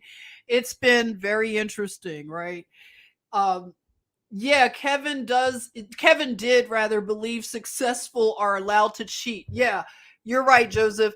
He had content where he did say things to that degree, where if a man is providing for a woman and he's totally doing like the protecting and the providing, Kevin Samuels just felt that if a man wanted to have other women on the side, it's none of the wife's business. It's his business. And he had some very progressive ideas, I'll say. But yeah, he's no longer here. And then Girl Code and I, remember we did the thing in Spain, Sentinel. Do you remember that? We did a tinfoil turban files on Spain. And that's when we went into the timeline, the weirdness going on with a timeline happening in Spain. Girl Code told me about this guy on TikTok, and he was living in 2023. So this is back in, this is 2022, right? Was that right, Girl Code? He was in 2023, right?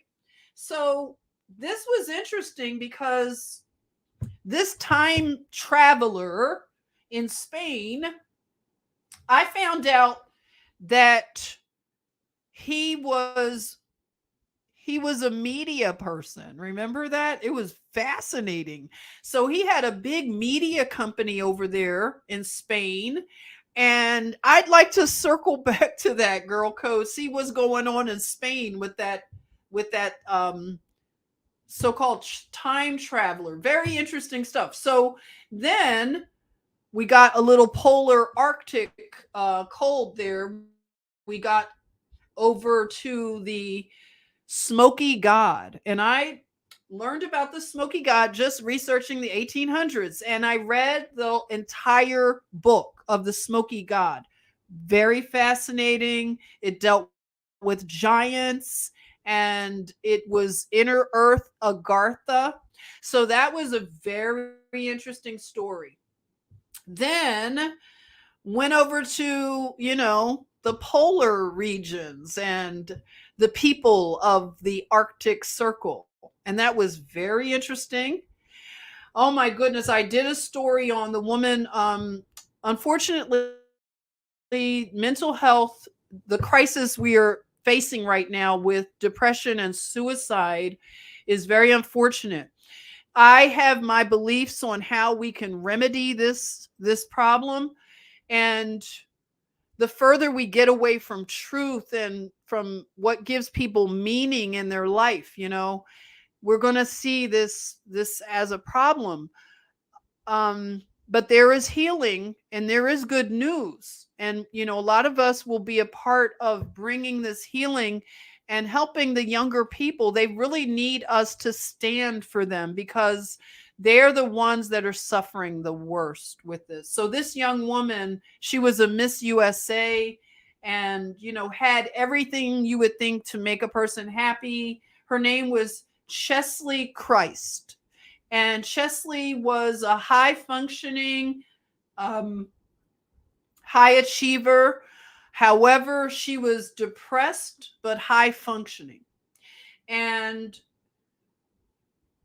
she worked as a commentator for one of the news programs. And yeah, she jumped from a building in New York City. Very tragic. I couldn't even get through my narration. My voice was breaking. Do you remember? My voice was breaking. It was so sad, because you could tell her pain and loneliness. So a lot of times we think success is bringing people fulfillment. And today, during one of my mindset calls with Chris, he was talking about fulfillment and, success versus fulfillment. And that's what we're seeing, people that on paper look very successful, but if it's not fulfilling them, then it's just an empty, just empty. And that's what a lot of people, especially young people, are facing. So we have to really got to fight for them. So started to get into more of the antiquitech. You remember the airships, and now I'm looking at airships in a different way. You know, we have airships and then we have airships. Karen is here. Greetings. Beautiful Harlem Sentinel. Thanks for coming by. Greetings to the chatmosphere. Yes, so we have airships. Let me write it in there because that's something that we have airships and airships. So I'm interested in this at this moment. Airships. Excuse me. Let me get some water.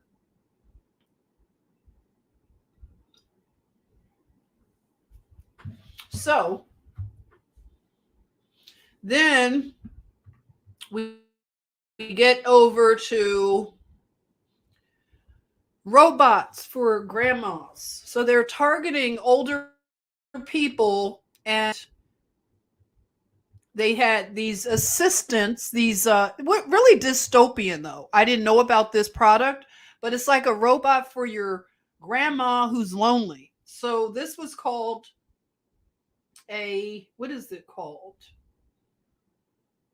I forget the name of the robot now. I thought I put it in there, but people were laughing.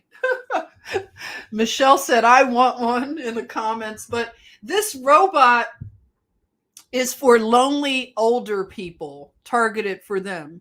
And the robot talks to them and remembers like the history. They talk to the robot, and it's interesting. Very, very dystopic though. But that just shows how older people are seen in our culture, and for them to want older people to adopt having robot companions, that's just not something I see being sustainable. Phyllis says Robbie robot.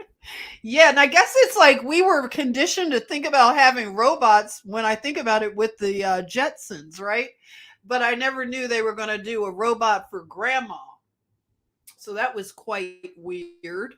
And let's see, what else do we have? So then we start getting into, more of the firmament and the shape of the earth. And I did something on Hunter Biden. Hunter Biden has such a messy background, just really like horrible. I didn't know he treated women so abusively, and baby daddy, has a kid by a stripper named Dallas, or how Paul Romano says that is always hilarious. So then we get into, I was interested in the steam engines, so the vapor, the ether, electricity, and stuff like that. So then I stumble across Jason Brashears of Archaics. And that was a very powerful, just a conversation. It was a lot of fun. Jason Brashears, he really brought it, and it was just really great. So that was something that happened this summer, and a lot of us are still hanging out with each other, the Archaics group. So that was fun. And then I did a little nod to I called them the tinfoil turban vaults. So all the guys, the dudes that influenced me over the years, I talked about that. And I give credit to them.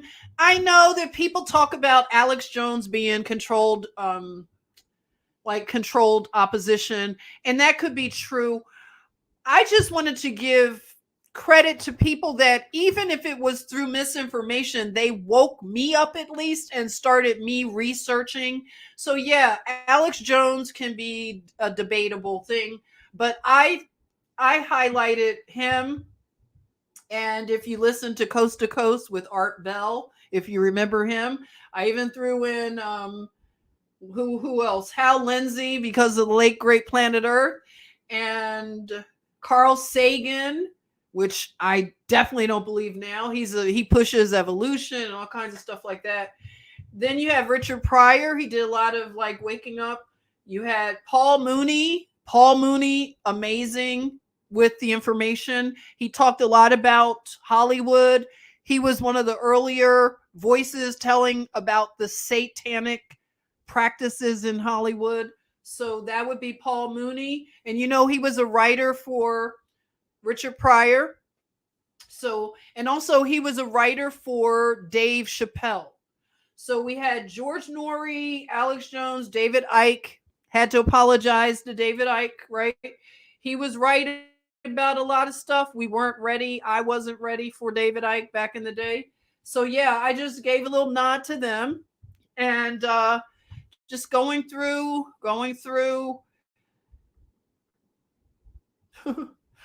Oh, this was interesting, y'all. So let's see. Kind of going up into July, we had a weird thing happen.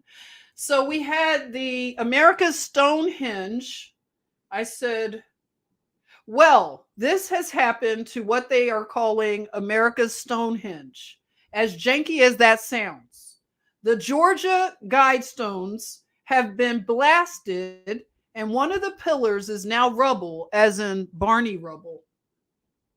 I said, this janky ghetto monument is supposed to be an astronomical calendar that every day at 12 noon, the sun shines through a narrow hole and illuminates the day's date on an engraving. And I just said, cool story, bro. Engraved stone pillars with 4 ancient languages: Babylonian cuneiform, Classic Greek, Sanskrit, Egyptian hieroglyphics. I said, between this and CERN opening more portals, what say you? And Joseph, he answered, he said, I watched a news clip and the reporter's name was Destiny. Yep, it's definitely Destiny. What their stone with their nefarious plans written on it should blow up at this time. Joseph said, poetic justice. And Tina said, I'll say divine intervention on that and praying the same for CERN. So yeah, out of nowhere, we wake up to news that the Georgia Guidestones had blown up. So that was strange. And, you know, a lot of us, we don't know what it was, but I just created some, you know, like Pebbles and Bam Bam stuff and just had fun. And then, I don't know, I had Jimmy JJ Walker saying it's dynamite. So that was a crazy thing. I don't know what to make of it, but yeah, good riddance. And then we started to see something going on in Sri Lanka. So some of these places are probably going to come back into the, you know, discussion, but the Sri Lankan government, the government officials started fleeing the country because the people rose up and they did what we're supposed to do with a government out of control. They physically chased them out of the country. They took over. I'm not going to say what they did was right, but they pretty much turned the castle and the palace into a party zone. They were jumping off of porches into the pool. Yeah, they had a lot of fun. So that was interesting. I don't know what Sri Lanka is up to right now, but the government fell. And hopefully the people had something in place. And that's what, you know, a lot of times we want things like that to happen, but are we prepared to, you know, have something in its place? So then we had, let's see, Oh, Super Sly came and chatted with us. That was awesome. And we were talking about spheres, and he has such a wealth of knowledge and his background is fascinating. So Super Sly is one of the brothers I learned so much from. And that was so nice that he, hung out and had a conversation. So that was 20. And what else? Oh, I basically read the Ten Commandments. So that's the basis of our law. And it is they call it the Decalogue. So the Decalogue is in stone, many places, and of course they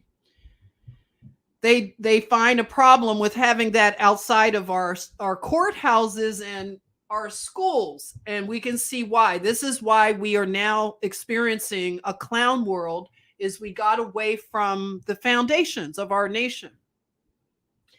So we need to make the 10 commandments great again. Okay, the children need to know, yeah, these are not suggestions, these are commandments.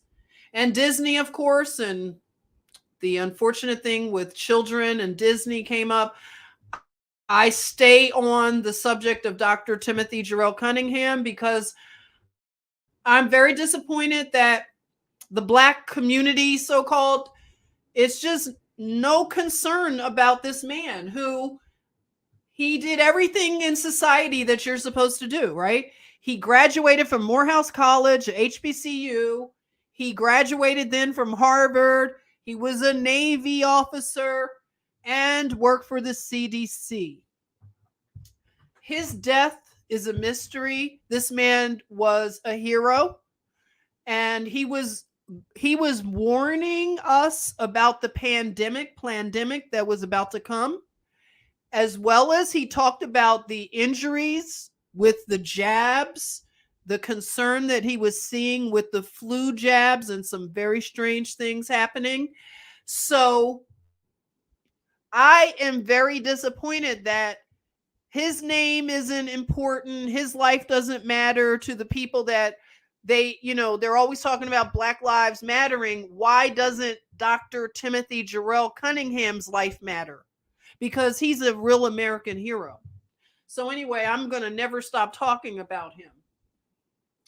And then we got into, they started the climate hysteria. So we learned that they had a site to teach, the whole propaganda about the climate stuff, the sky is falling, and just all the foolishness around that. Then we had this minister, pastor, bishop, Pookie. I call him Bishop Pookie. This is just to show where the church in America is at this time, where we are spiritually. We have pastors that are such clowns. This man is Gucci from head to toe. He probably was wearing Balenciaga. Now he's in jail. It's such a joke. And the church in America, it's just sad because this is what people think of it. And, he's a representation of it. And, we have blind guides, and these men are just, they've become enriched. Meanwhile, the social and moral fabric of America has become so degraded. And this is a direct correlation to the health of the nation from the church, from the pulpit. So then I started to do some station head broadcasts. I had a lot of technical problems. Girl Code, however, told me that it came across pretty well when I was doing some of them. So I'm going to look back into it because I would like to do that again. But just know I was having so many technical problems and my own, devices and stuff. So that was fun while it lasted. And what else did we do? Just scrolling on up. Lots of music. I read Acres of Diamonds for anybody if you want to go through the old channel. Acres of Diamonds was a lecture by the founder of Temple University. And it's very interesting from the 1800s. Okay. So we have that. And we learn that Beverly Hills has a crime spree going on, which is ironic. So Beverly Hills is like Gotham City West. There is a crime wave going on. So the rich people who vote for all of this, degradation, it is coming to their own steps. Okay. And they are reaping a bad harvest. So they thought it would just stay on Skid Row and not mess with them. No. So then we talked about the inventor. He invented a version of a hydrogen automobile. So this gentleman by the name of, what is his name?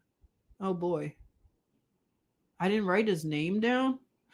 Oh, well, the gentleman here in the picture, he was an inventor that was working on hydrogen automobile.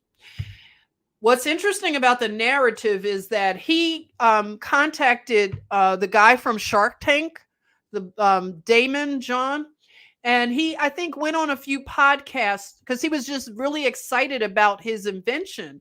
And I think that he was about to register it with, the Department of Trademark, and he suddenly died, right? He was working as a guard, I believe, in a supermarket upstate New York, and there was a shootout and he died. So everybody, there you are. He was about to get the stuff registered, and conveniently, he's not here. Phyllis, thank you so much for the super sticker. I really appreciate you. Thank you. Thank you. Yeah, so we see how scared they are of open source and energy, fuel and energy. And I did a thing where I was talking about how obsessed, I used some like music, the obsession that the heathen has with Trump. They still rage and obsess over Trump. It's so unhealthy. It's like the people are so broken mentally because it's on their mind. He lives in, and the mainstream media has gone so far. They are just, it is like, it's so yucky and icky if you listen to it, because it's lunacy to be so obsessed with someone. So they continue on their narratives of January 6th and this and the other, and it's really sick. So then we went to Gary, Indiana. Remember, I was talking about Gary, Indiana, and Portal to Hell, which was fascinating. And when I talked about it, I had the biggest glitch technology wise. So that was crazy. Then let's see. Facebook blocks the hashtag died suddenly. So that was in August. Died suddenly is blocked from Facebook, at least. Okay. So that was something. And then we heard about these goofballs that they were going to hire at the IRS as a force with pow pals. So they're supposed to be hiring 87,000 new IRS agents to come after freedom loving people. So with the current state of young people that they would try to recruit, it makes it really hard to imagine that they would have 87,000 people that would be able to pass all of the everything you would have to do for employment screening. So that's a joke. Then we have Joe Biden, and he's just as creepy as ever. His new normal. And this was what I said right here when they started trying to scare us with the IRS agents. This woman comes to mind, and this is how we should look at them. no fear, because God is in control. And we just need to remind ourselves of that. So then we started seeing the first of the immigrants being bused up to New York. So you have the mayor, and he's catching it, Eric, up there. And they started sending the buses of all the migrants that are coming into the country illegally. They're busting into the country, and Texas got tired of it, so they started sending them to the sanctuaries that vote for this stuff. So we got to see the hypocrisy, and a lot of corporations are crashing, like Six Flags and a lot of these places. So just a lot of weirdness going on. Then we had Kanye with his fashions and Gap and looking like trash bag fashion. And I'm wondering if Kanye was doing that on purpose now so he could get out of all those contracts, right? So that was that. And moving on, Dr. Fauci and the puppies, the beagles. We found out about Fauci and the beagles. This guy is the worst, the absolute worst. And what else? So we had the weirdness with more of the same, right? I'm just going through.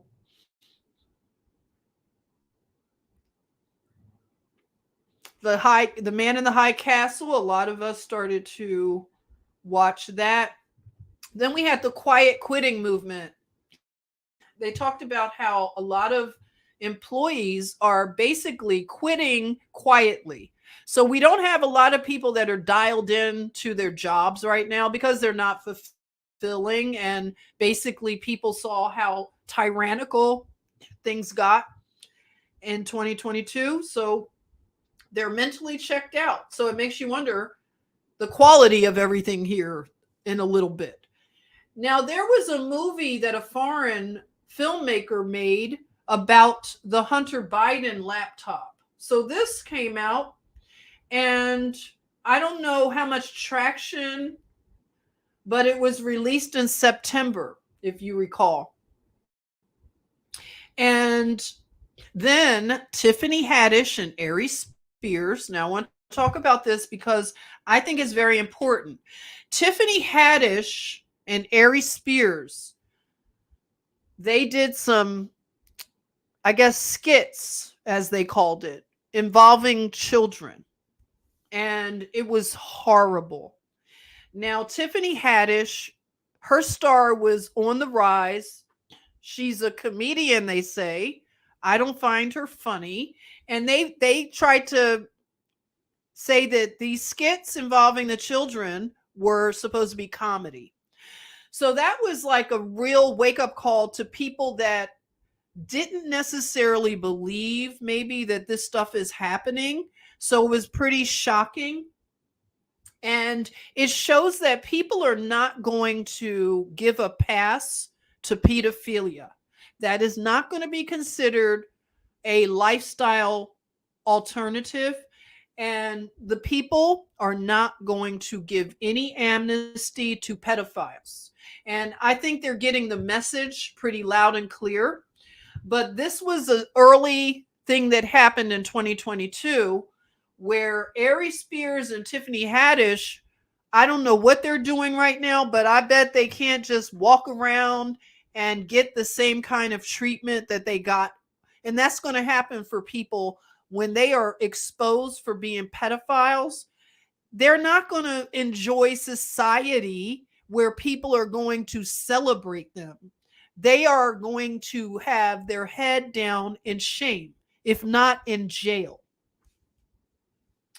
with a millstone around their necks. And other people have other justice for, actually, prison has the best justice for pedophiles. So that's what I would wish for any and all of them. So then we have the money train with this guy in Ukraine.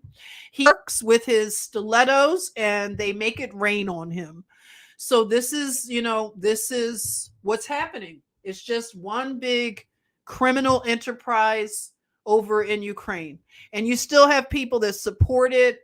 They have the Ukraine flag in their, profiles. And it just shows that some people are never going to want to know truth. They love government, they love corruption, and actually they have a reprobate mind. That's what's going on. So we had energy tourism coming out of England. So they were manipulating energy, and the people, they were trying to say they're going to have a terrible winter and freeze. So that's what they want to have, the fear and everything over that. So the Kardashians continue to be a narrative, unfortunately. So then we had another visitor, and it was wonderful to talk to one of my friends that stopped by to chat. And we were talking about agritourism. So that was interesting. And then I listened in, where some of you did too, to a 9/11 call where they were intertwining COVID-19 and 9/11 and just exposing a lot. And that was really good. So Richard and Gail Gage, if you ever wanted to check out the 9/11, the work that they're doing to get justice. And then we had something funny happen where, well, not funny, but very, I'll say, enlightening, where Martha's Vineyard received migrants and they couldn't handle it for even a day, hardly. So we got to see the hypocrisy. Then we started seeing things like this Philadelphia drag queen 25 collapses on stage and dies suddenly.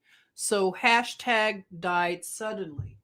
Lots of died suddenlies. So let's see. Then I invited a sister to come on to talk about her beloved sister who died of fentanyl overdose. And this was a crime. This woman had no idea she was ingesting deadly fentanyl.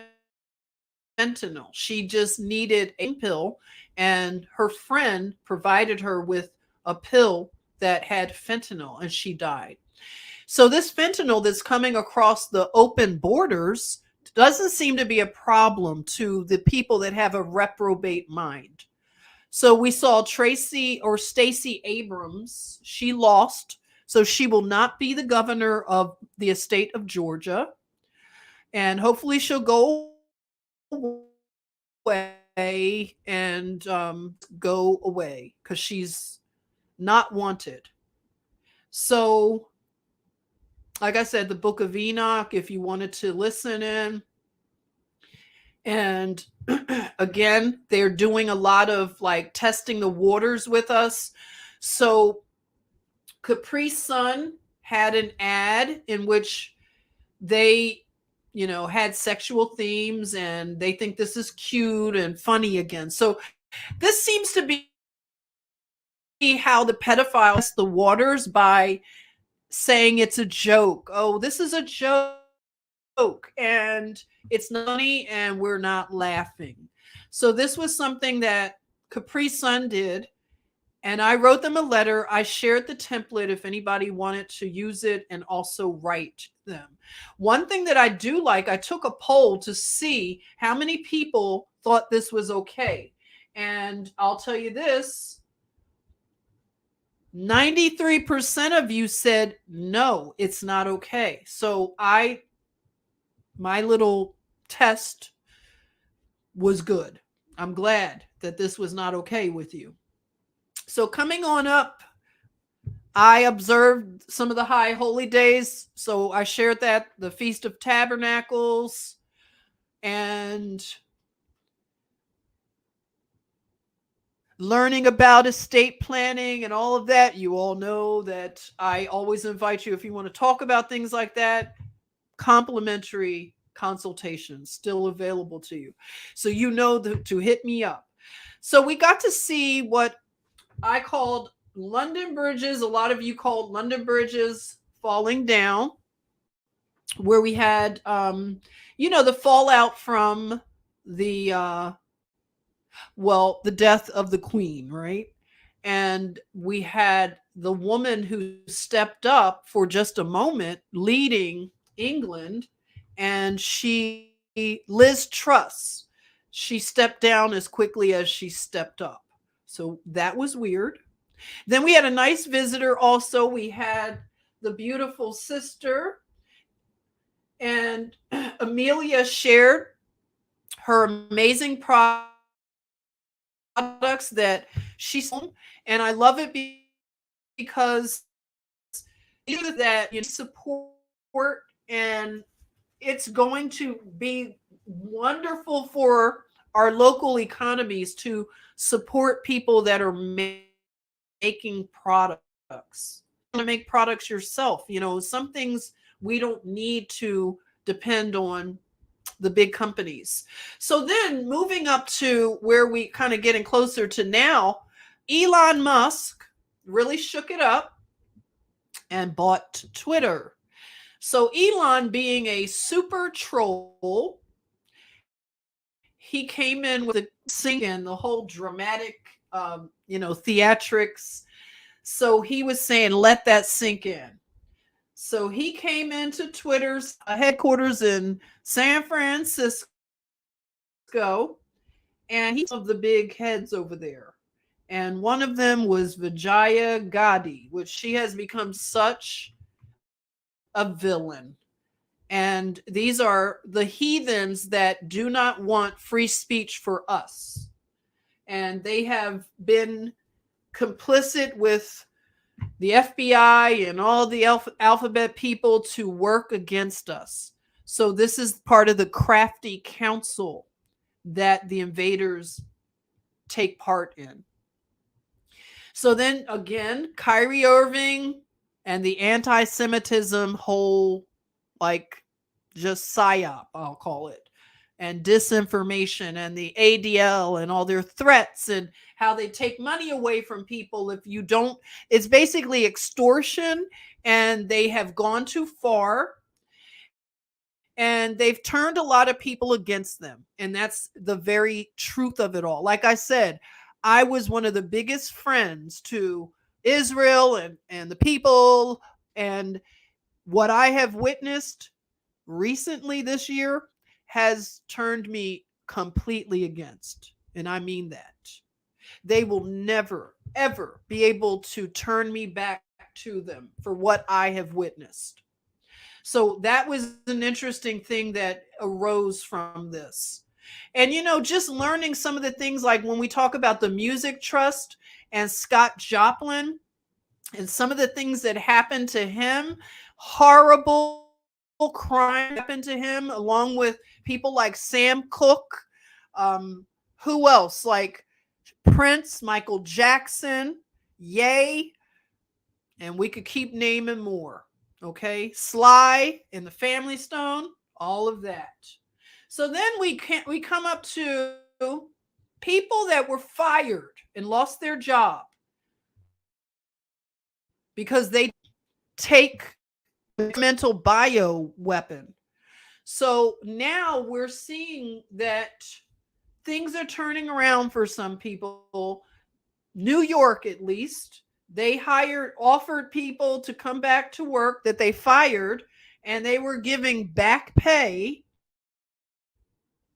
So there are lawsuits that are starting to form, and there's a flood of lawsuits. And I want to encourage you, get to suing, everybody. If you have a lawsuit, share with me. I want to celebrate your success. So it is time to start suing people into oblivion, everyone. It is time. So Godspeed. Then we have, they wanted to have amnesty for, they call it pandemic amnesty. Atlantic article in November. Let's declare a pandemic amnesty. We need to forgive one another for what we did and said when we were in the dark about cocoa virus. So they want amnesty. It was the most challenging period of time for those who stood 10 toes down and took the losses for not succumbing to fear and having faith in God providing. Let the lawsuits begin. Many nurses are, as many are already winning lawsuits. Like I said, we were called crazy conspiracy theorists, and now the name calling has stopped as the truth is marching on. The Supreme Court needs to be hopping with lawsuits. So we should see that happening. And then coming up to, an interesting thing that I didn't know is that Sears and Roebuck is going out of business in a lot of places. And the founder, his name was Julius Rosenwald. Again, Julius Rosenwald. He funded out of the Rosenwald Fund the Tuskegee experiments. So Sears, you think about Sears, and who knew that they funded the Tuskegee experiments? So this is how close to home a lot of truth is going to start hitting. So the final Tuskegee experiment was ended in the 70s. So just know that the Tuskegee experiments was not that long ago, if it stopped in the 70s. So there are some really fresh crimes we should have learned from. A lot of so-called Black people should have been very suspicious of the thing that they were forcing on people. Now they're saying they weren't forcing it. That's what narcissists that have like I said, this is the mind of these people. They are reprobate. This is a real example of reprobate minds. They are cruel, abusive, and narcissistic to the bone. And basically, we're watching it play out. These people have no shame. No shame.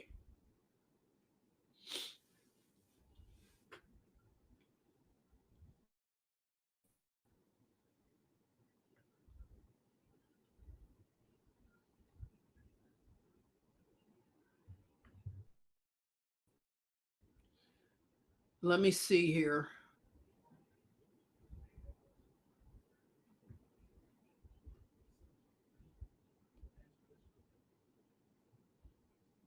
Okay, so the window popped out on me again. I don't know why it does this. All right. So, what else did we see here? Hey, Shawnee, welcome. Welcome, welcome.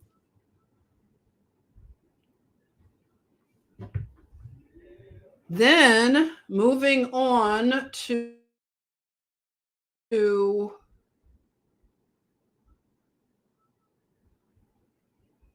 then we started seeing cases of myocarditis being reported.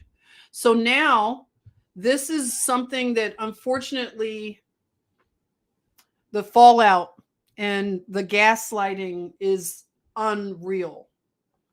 So we'll continue to monitor this unfortunate, harvest, I'll say, and pray earnestly, be there for people as they would need, and provide them information that maybe they didn't want to hear before, but maybe they're open to it now. We'll see. But that's one of the things that is happening, right? So then we started seeing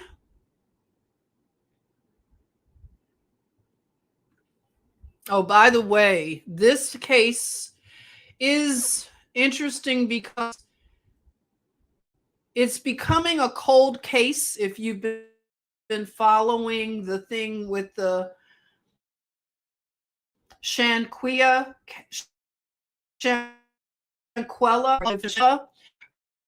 reminds me of the Kanika thing that happened. These with the DJ Twitch boss. These cases, these narratives are very similar. They do a trauma on the people, and then there's no justice, and then it grows cold, and there's just a lot of lying. But that's also something that they can't do as easy because the people are waking up, and you have people that get together as citizens and they do investigative journalism, and they do a better job than the FBI. Okay. So they have made it so these cases are not just going to be brushed under the rug, because content is being created and people are not shutting up. So a lot is being revealed with this particular case, and it reminds me of a lot of them. And so we'll see what happens with these cases going forward. So then we have Twitter Spaces now opening up to a lot of us. And I would just tell you that if you are interested in checking out a Twitter Space, they are very, very interesting when I catch them, because it's not so much an echo chamber, but you hear from a lot of different people. So I have been really enjoying learning, just listening and learning from people. And so that's something. And one of the things that came out of the actually when Elon took over Twitter is that Elon has answered somebody who wanted to know what else. Let's see. I'll just read the tweet. It deals with the election in Brazil. So a man named Avi Amini, he said, "Hey, Elon Musk, can you find out what other elections were handled by the former Twitter regime? Thank you, the rest of the world." And Elon responded, "I've seen a lot of concerning tweets about the recent Brazilian election. If those tweets are accurate, it's possible that Twitter personnel gave preference to left-wing candidates." So they did the same. They call the guy over in Brazil, they call him Tropical Trump, in their election. So that came out, and it's just going to be interesting to see what is going to happen ultimately with the stuff that's been going on with elections all over the world, because it's not just us, it's many nations are dealing with this stuff, and some people are just not taking it. They're just not.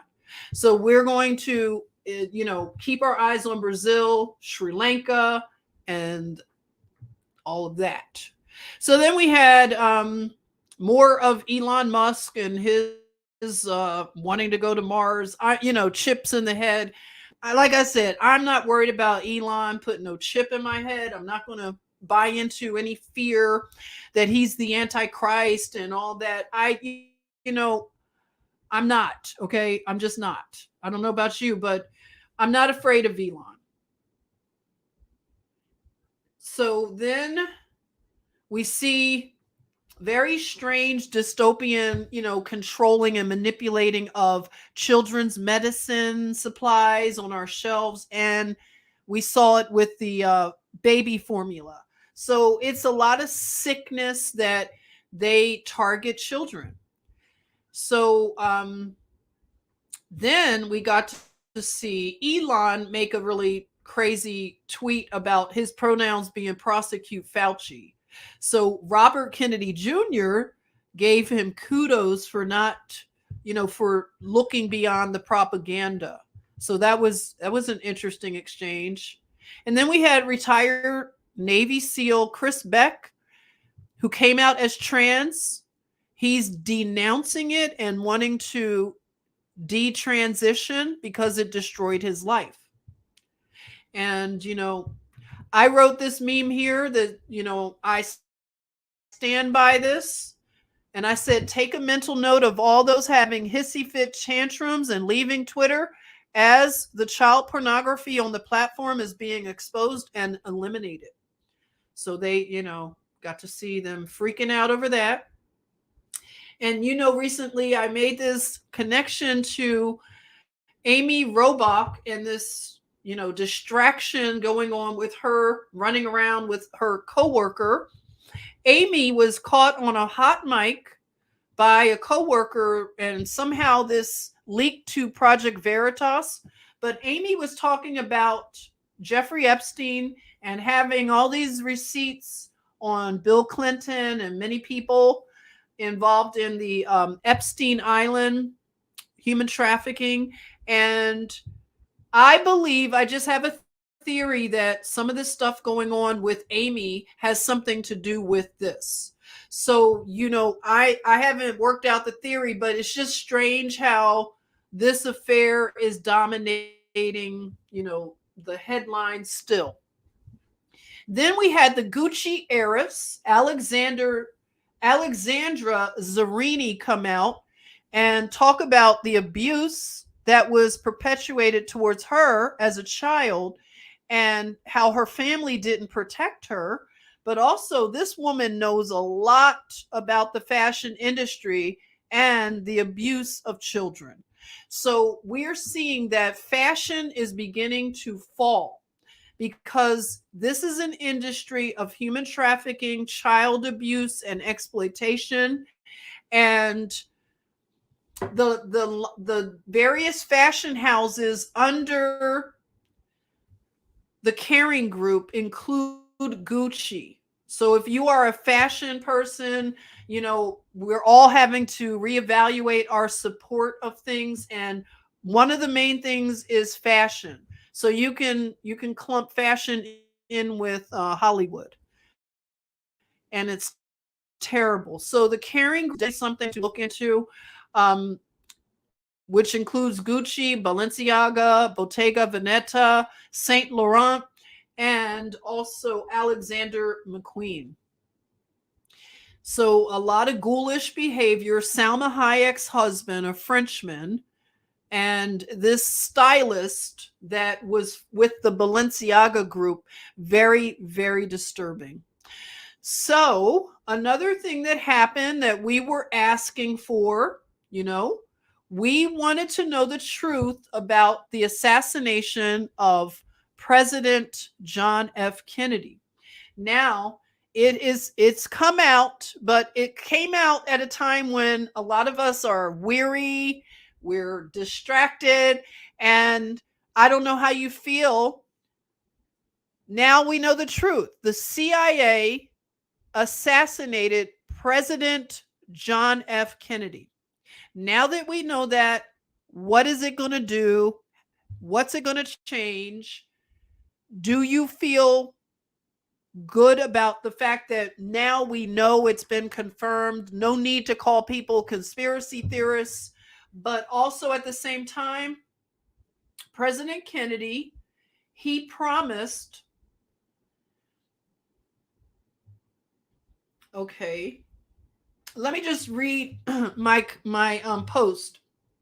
I said, well, nestled in the swirl of revelations and receipts that dropped that the CIA assassinated President John F. Kennedy, Were we ready for that truth, or are we too weary to care? Anyone that questioned the narrative of his death was called a conspiracy theorist. In fact, that was the advent of using that term as manipulation and suppression of free speech. This war is for the sturdy. I've researched the Kennedy family back in 2020. I was blessed to have RFK Jr. encourage me to continue to fight the forces of evil when it comes to vaccine tyranny. That was back in 2014 when he contacted me. It's been an honor, Mr. Kennedy, to be a small voice up in these streets to whosoever. President Kennedy had some strong enemies, like Nip said. And he vowed to splinter the CIA in 1,000 pieces and scatter it to the winds. May we repent as a nation and adorn ourselves in sackcloth and ashes, crying out to Jah to utterly destroy every alphabet agency and confederacy of enemies, foreign and domestic. Save children and free all enslaved people.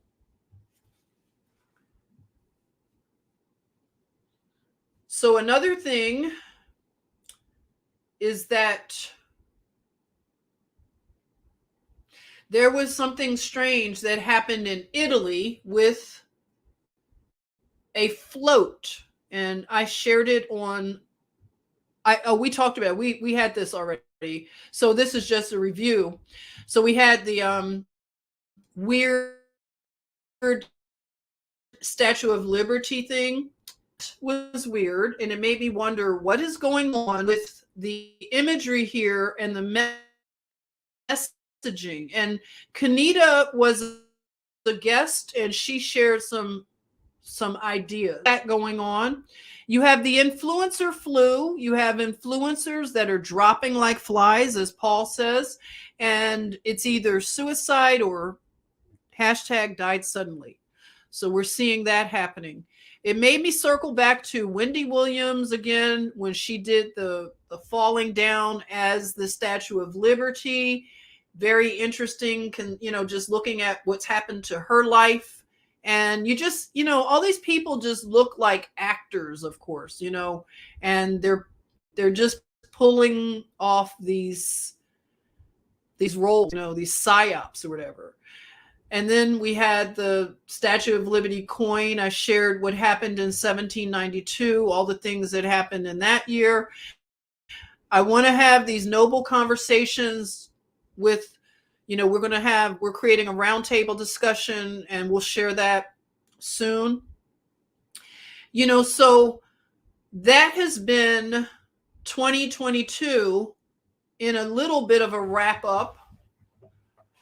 Has anything happened in 2022 for you that has been really big? Put it in the chatmosphere, please. Let me know if it's something that I didn't cover that you feel was very transformative.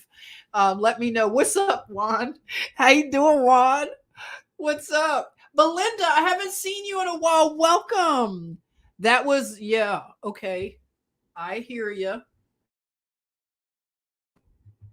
Yeah, so I recently saw, and I wanted to share this with you.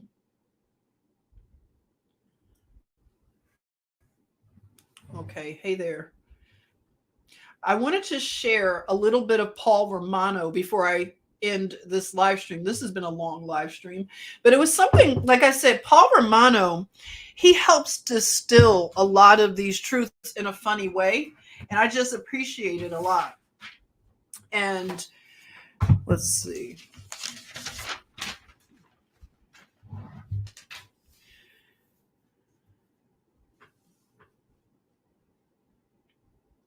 So this involves Kim Kardashian. And the reason I know, you're tired of hearing about her. However, we allowed this. Okay, this is on our watch. We allowed this to happen, but we're watching the downfall of the Kardashians. This is how I see it.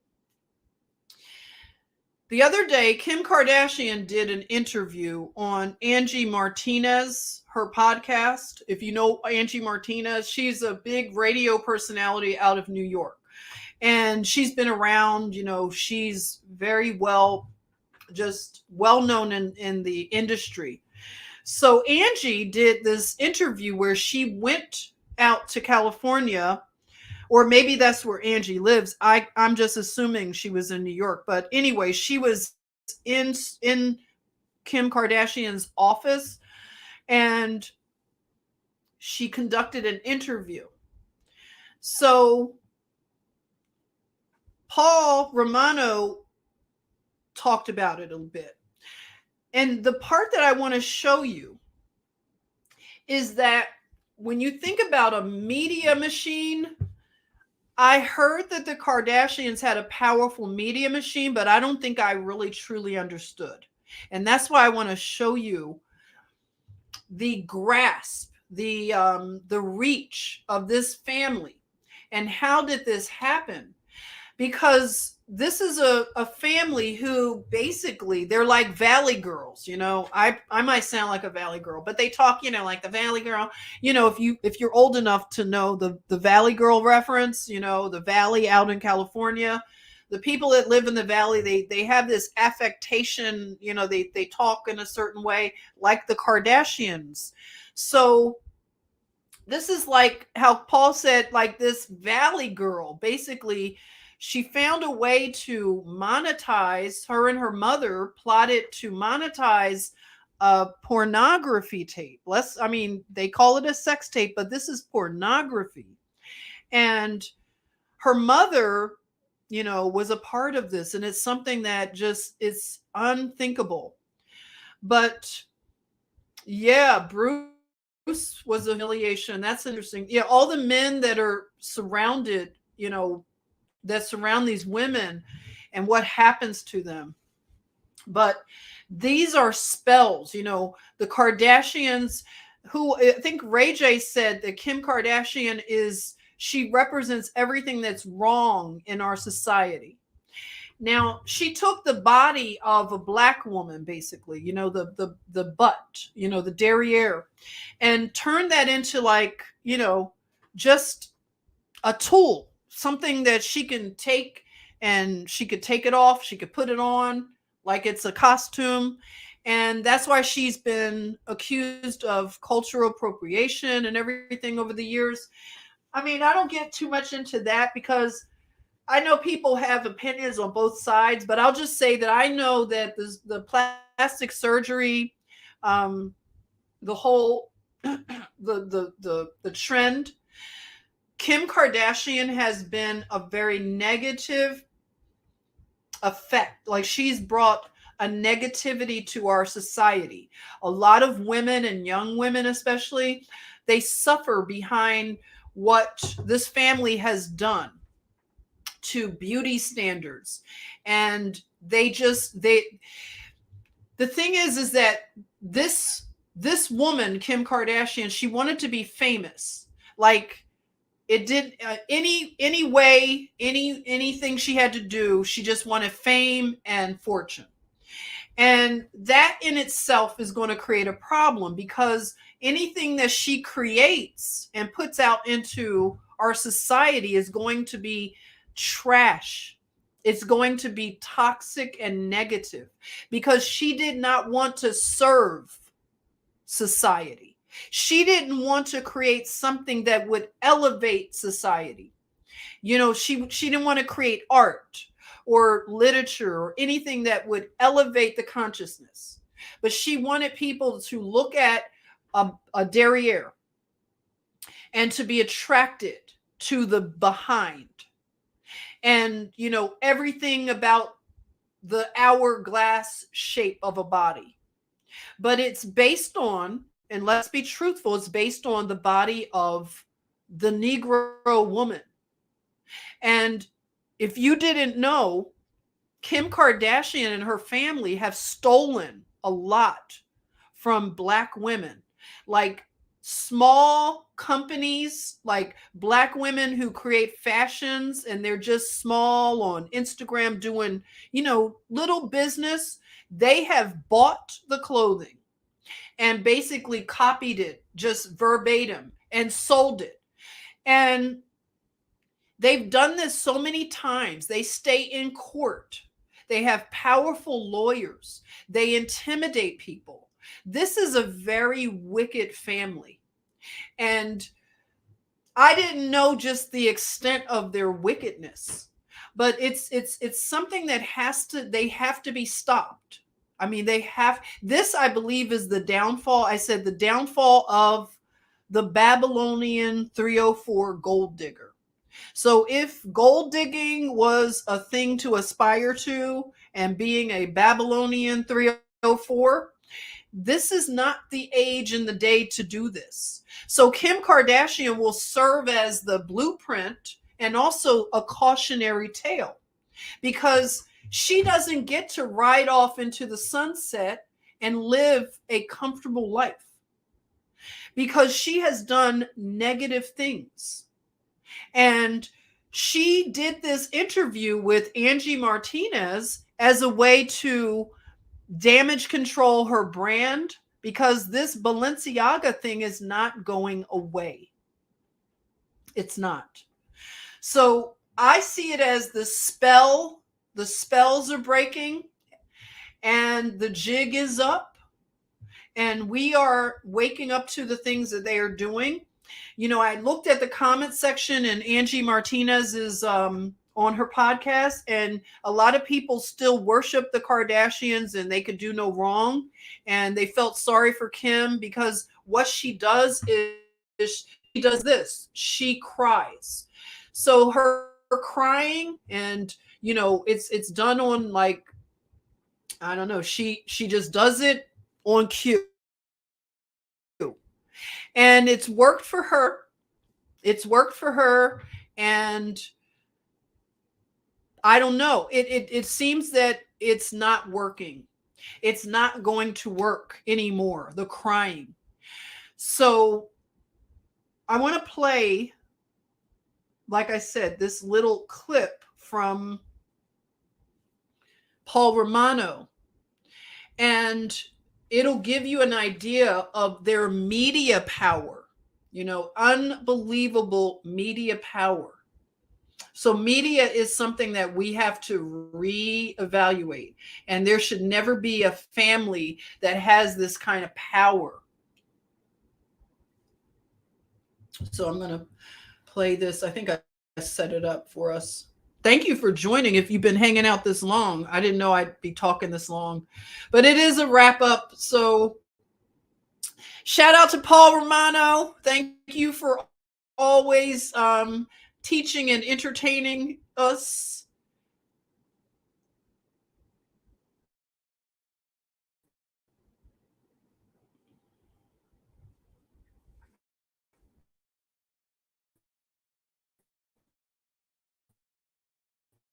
Yeah. Yeah. And I used to really feel that way. Feel that way.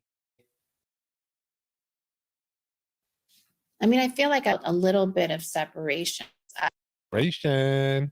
That's how I talk. I'm from the Valley. I filed for divorce like 2 years ago. So I started to slowly feel that separation. That separation. I felt that separation. You do not have the separation 2 years. But talking about butts. I think that will always follow me. I think you're so we know just about it. I'll be honest. I think you. Let's play that clip again. This last one. She says, the interviewer says, I think you're being really gracious about this. I'll be honest. Right. And, this is another, whenever you say that means you're a liar the rest of the time. Right. Whenever you have to tell people you're telling the truth, that means, you're lying the rest of the time. Oh, I'll be honest. I think you're so gracious. And then Kim Kardashian goes, thank you. Right? Let's watch that. That's great. I'll be honest. I think you. Thank you. Definitely protected him. Mm-hmm, mm-hmm. She's going to protect him. I protect him. I'm very protective. I'm not protecting him right now by crapping all over him and talking about him like he's an evil person and I'm so good and I'm going to take the high road because he's going to take the low road and everyone's going to say it. Remember that? So here was some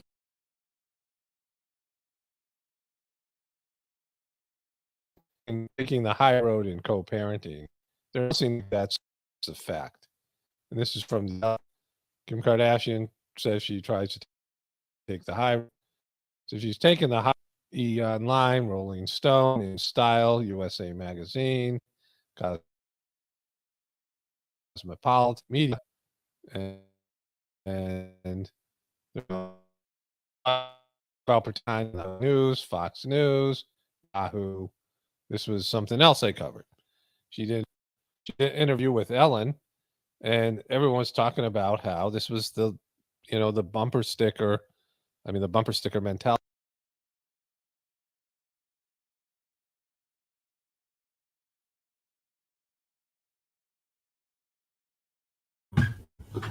Well, I'll stop the screen here.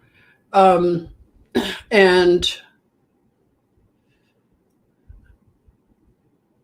I think the point was made, okay? And Paul does a good job, like I said. What I wanted to show is that if you look at every article and see, if you've ever written, like I used to write a little bit of freelance, like just a little side job. I would write little freelance articles, and it's like, just freelance sites if you wanted to write, and they'll give you a topic and you do the research and you write it up, and they'll tell you how many paragraphs they want and everything. So they pay people like pennies, to do this kind of stuff. So a family like the Kardashians will create all of this press, press releases, and it's all the same thing. Kim Kardashian takes the high road, and it'll be in every publication at the same time. So what that does to the mentality of they've been able to push narratives doing this. It's like mob journalism, mob whatever, press releases. So this is what they're doing now with this Angie Martinez video or interview. They have this soundbite, like he said, bumper sticker, Kim Kardashian takes the high road, or whatever this new thing is that they're saying after the Angie Martinez interview. But the problem is this: people are not going to give a pass for the Balenciaga thing. And she doesn't sound like she has really truly separated from Balenciaga. There should be no excuse. She can't it's not acceptable for her to work with them anymore. She should burn bridges, be very vocal and strong, but we're not seeing that. She's compromised.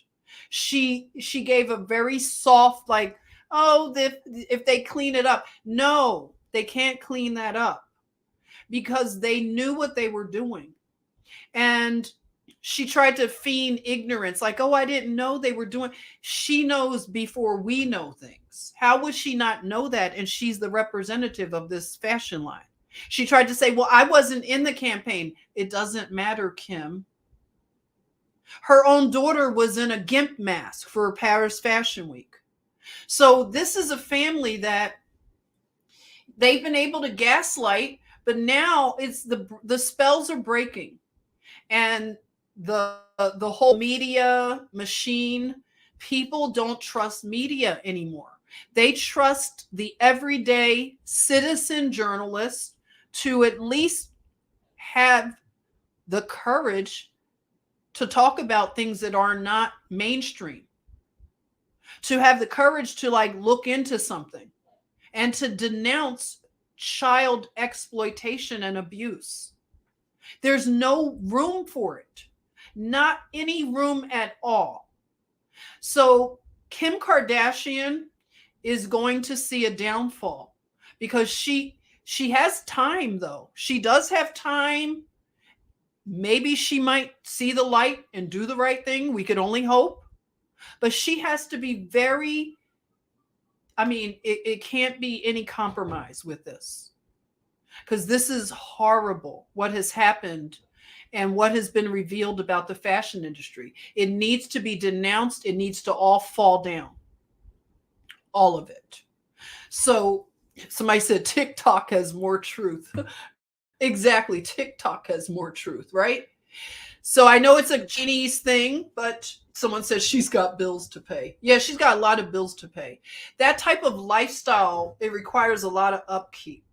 So because, like I said, she wanted fame and fortune at any cost, well, the cost is your moral integrity, your soul, as they say.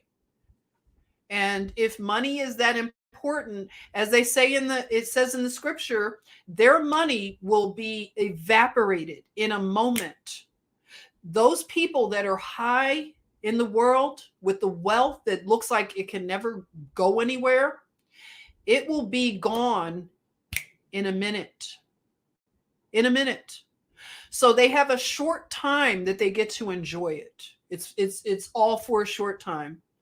So, you know, Kim could enjoy it for the last minutes of it, but she has time to redeem herself, I'll say. And again, I would be happy if she did.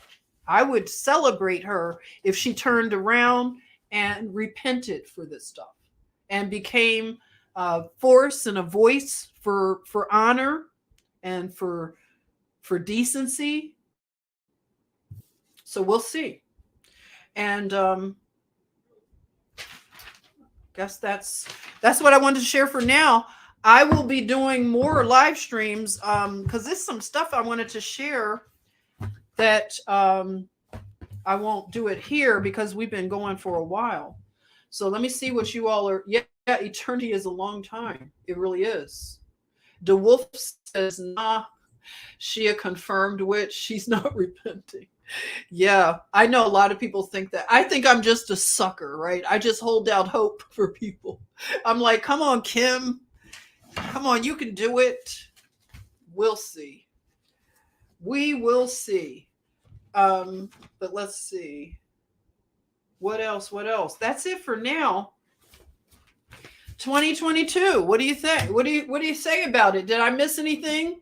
Our Groovy Garden, you're here. Welcome. Stephen, Anna, blessings. You're welcome. I appreciate that. Anna and Steve, bless you. Love you all. That's right. That's it right there. PH Joy, gaining the world, but losing your soul. So not worth it. And let me tell you, there is a healing balm in Gilead. There is a healing balm. And for those that are suffering so much, you know, our young people, like I said, we owe it to them to stand up for things that are, they need righteousness. They need people to show them the way. Lighthouses, okay? And if we don't do it, if we're cowardly, what hope do they have? Because they're being hunted. They're being hunted. And I pray that more of us will stand up and fight for them, fight for righteousness. And again, it's like us turning to the balm of Gilead, pointing them to Jesus Christ, the healer. And hopefully I won't get in trouble for this, but we'll see. I wanted to share something. I've been listening to it all morning, so maybe you can listen to it too. The words are so beautiful. So let's see. We'll see.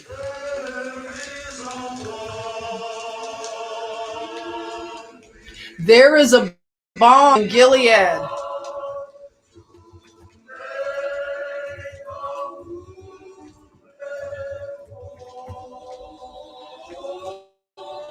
Truth, right? Truth. Truth will set them free.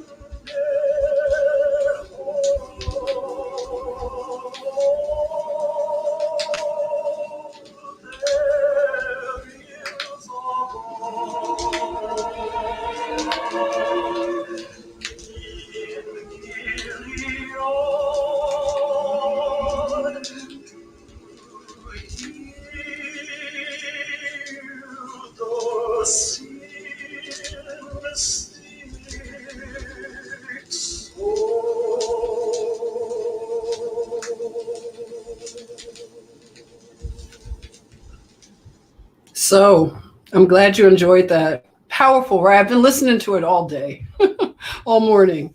So there is a balm in Gilead to make the wounded whole and to heal the sin-sick soul. And we have to keep bringing truth We have to, this, like I said, this war is for the sturdy. If you feel that you're getting weary, just, cry out to God for strength, because he'll give it. Okay. So just know that it's glory to glory. You don't have to worry about far into the future. Just take it glory to glory. And I will continue to, like I said, hold a space for us. And as we look back on this year, just to have a retrospective of what's happened, and to also look forward and to ask for the grace and the mercy to be not just thrive like survivors, but to thrive, as our Father prepares a table in front of our enemies, in front of Klaus Schwab, in front of Bill Gates. They will be confounded as to how we are thriving as they are creating chaos. But there is a balm in Gilead. Okay, so just know. All right, I love you all. Thank you for joining. This has been a long live, but that's okay. I hope I've been able to be in the background. If you're cleaning still, who's still sweeping? I guess Joseph probably cleaned his whole house. But thank you again for joining. And if I haven't gotten to your comments, just know I love you. I'll see you in the comments section. And we're on the 28th. So we only have a couple more days. How many more days? Is this a 30 or 31? I should know that. But we're going to talk more about, yes, 31. So the 1st of January is Sunday. All right. So blessings. All right. Love you. Take good care. I'll see you soon. All right.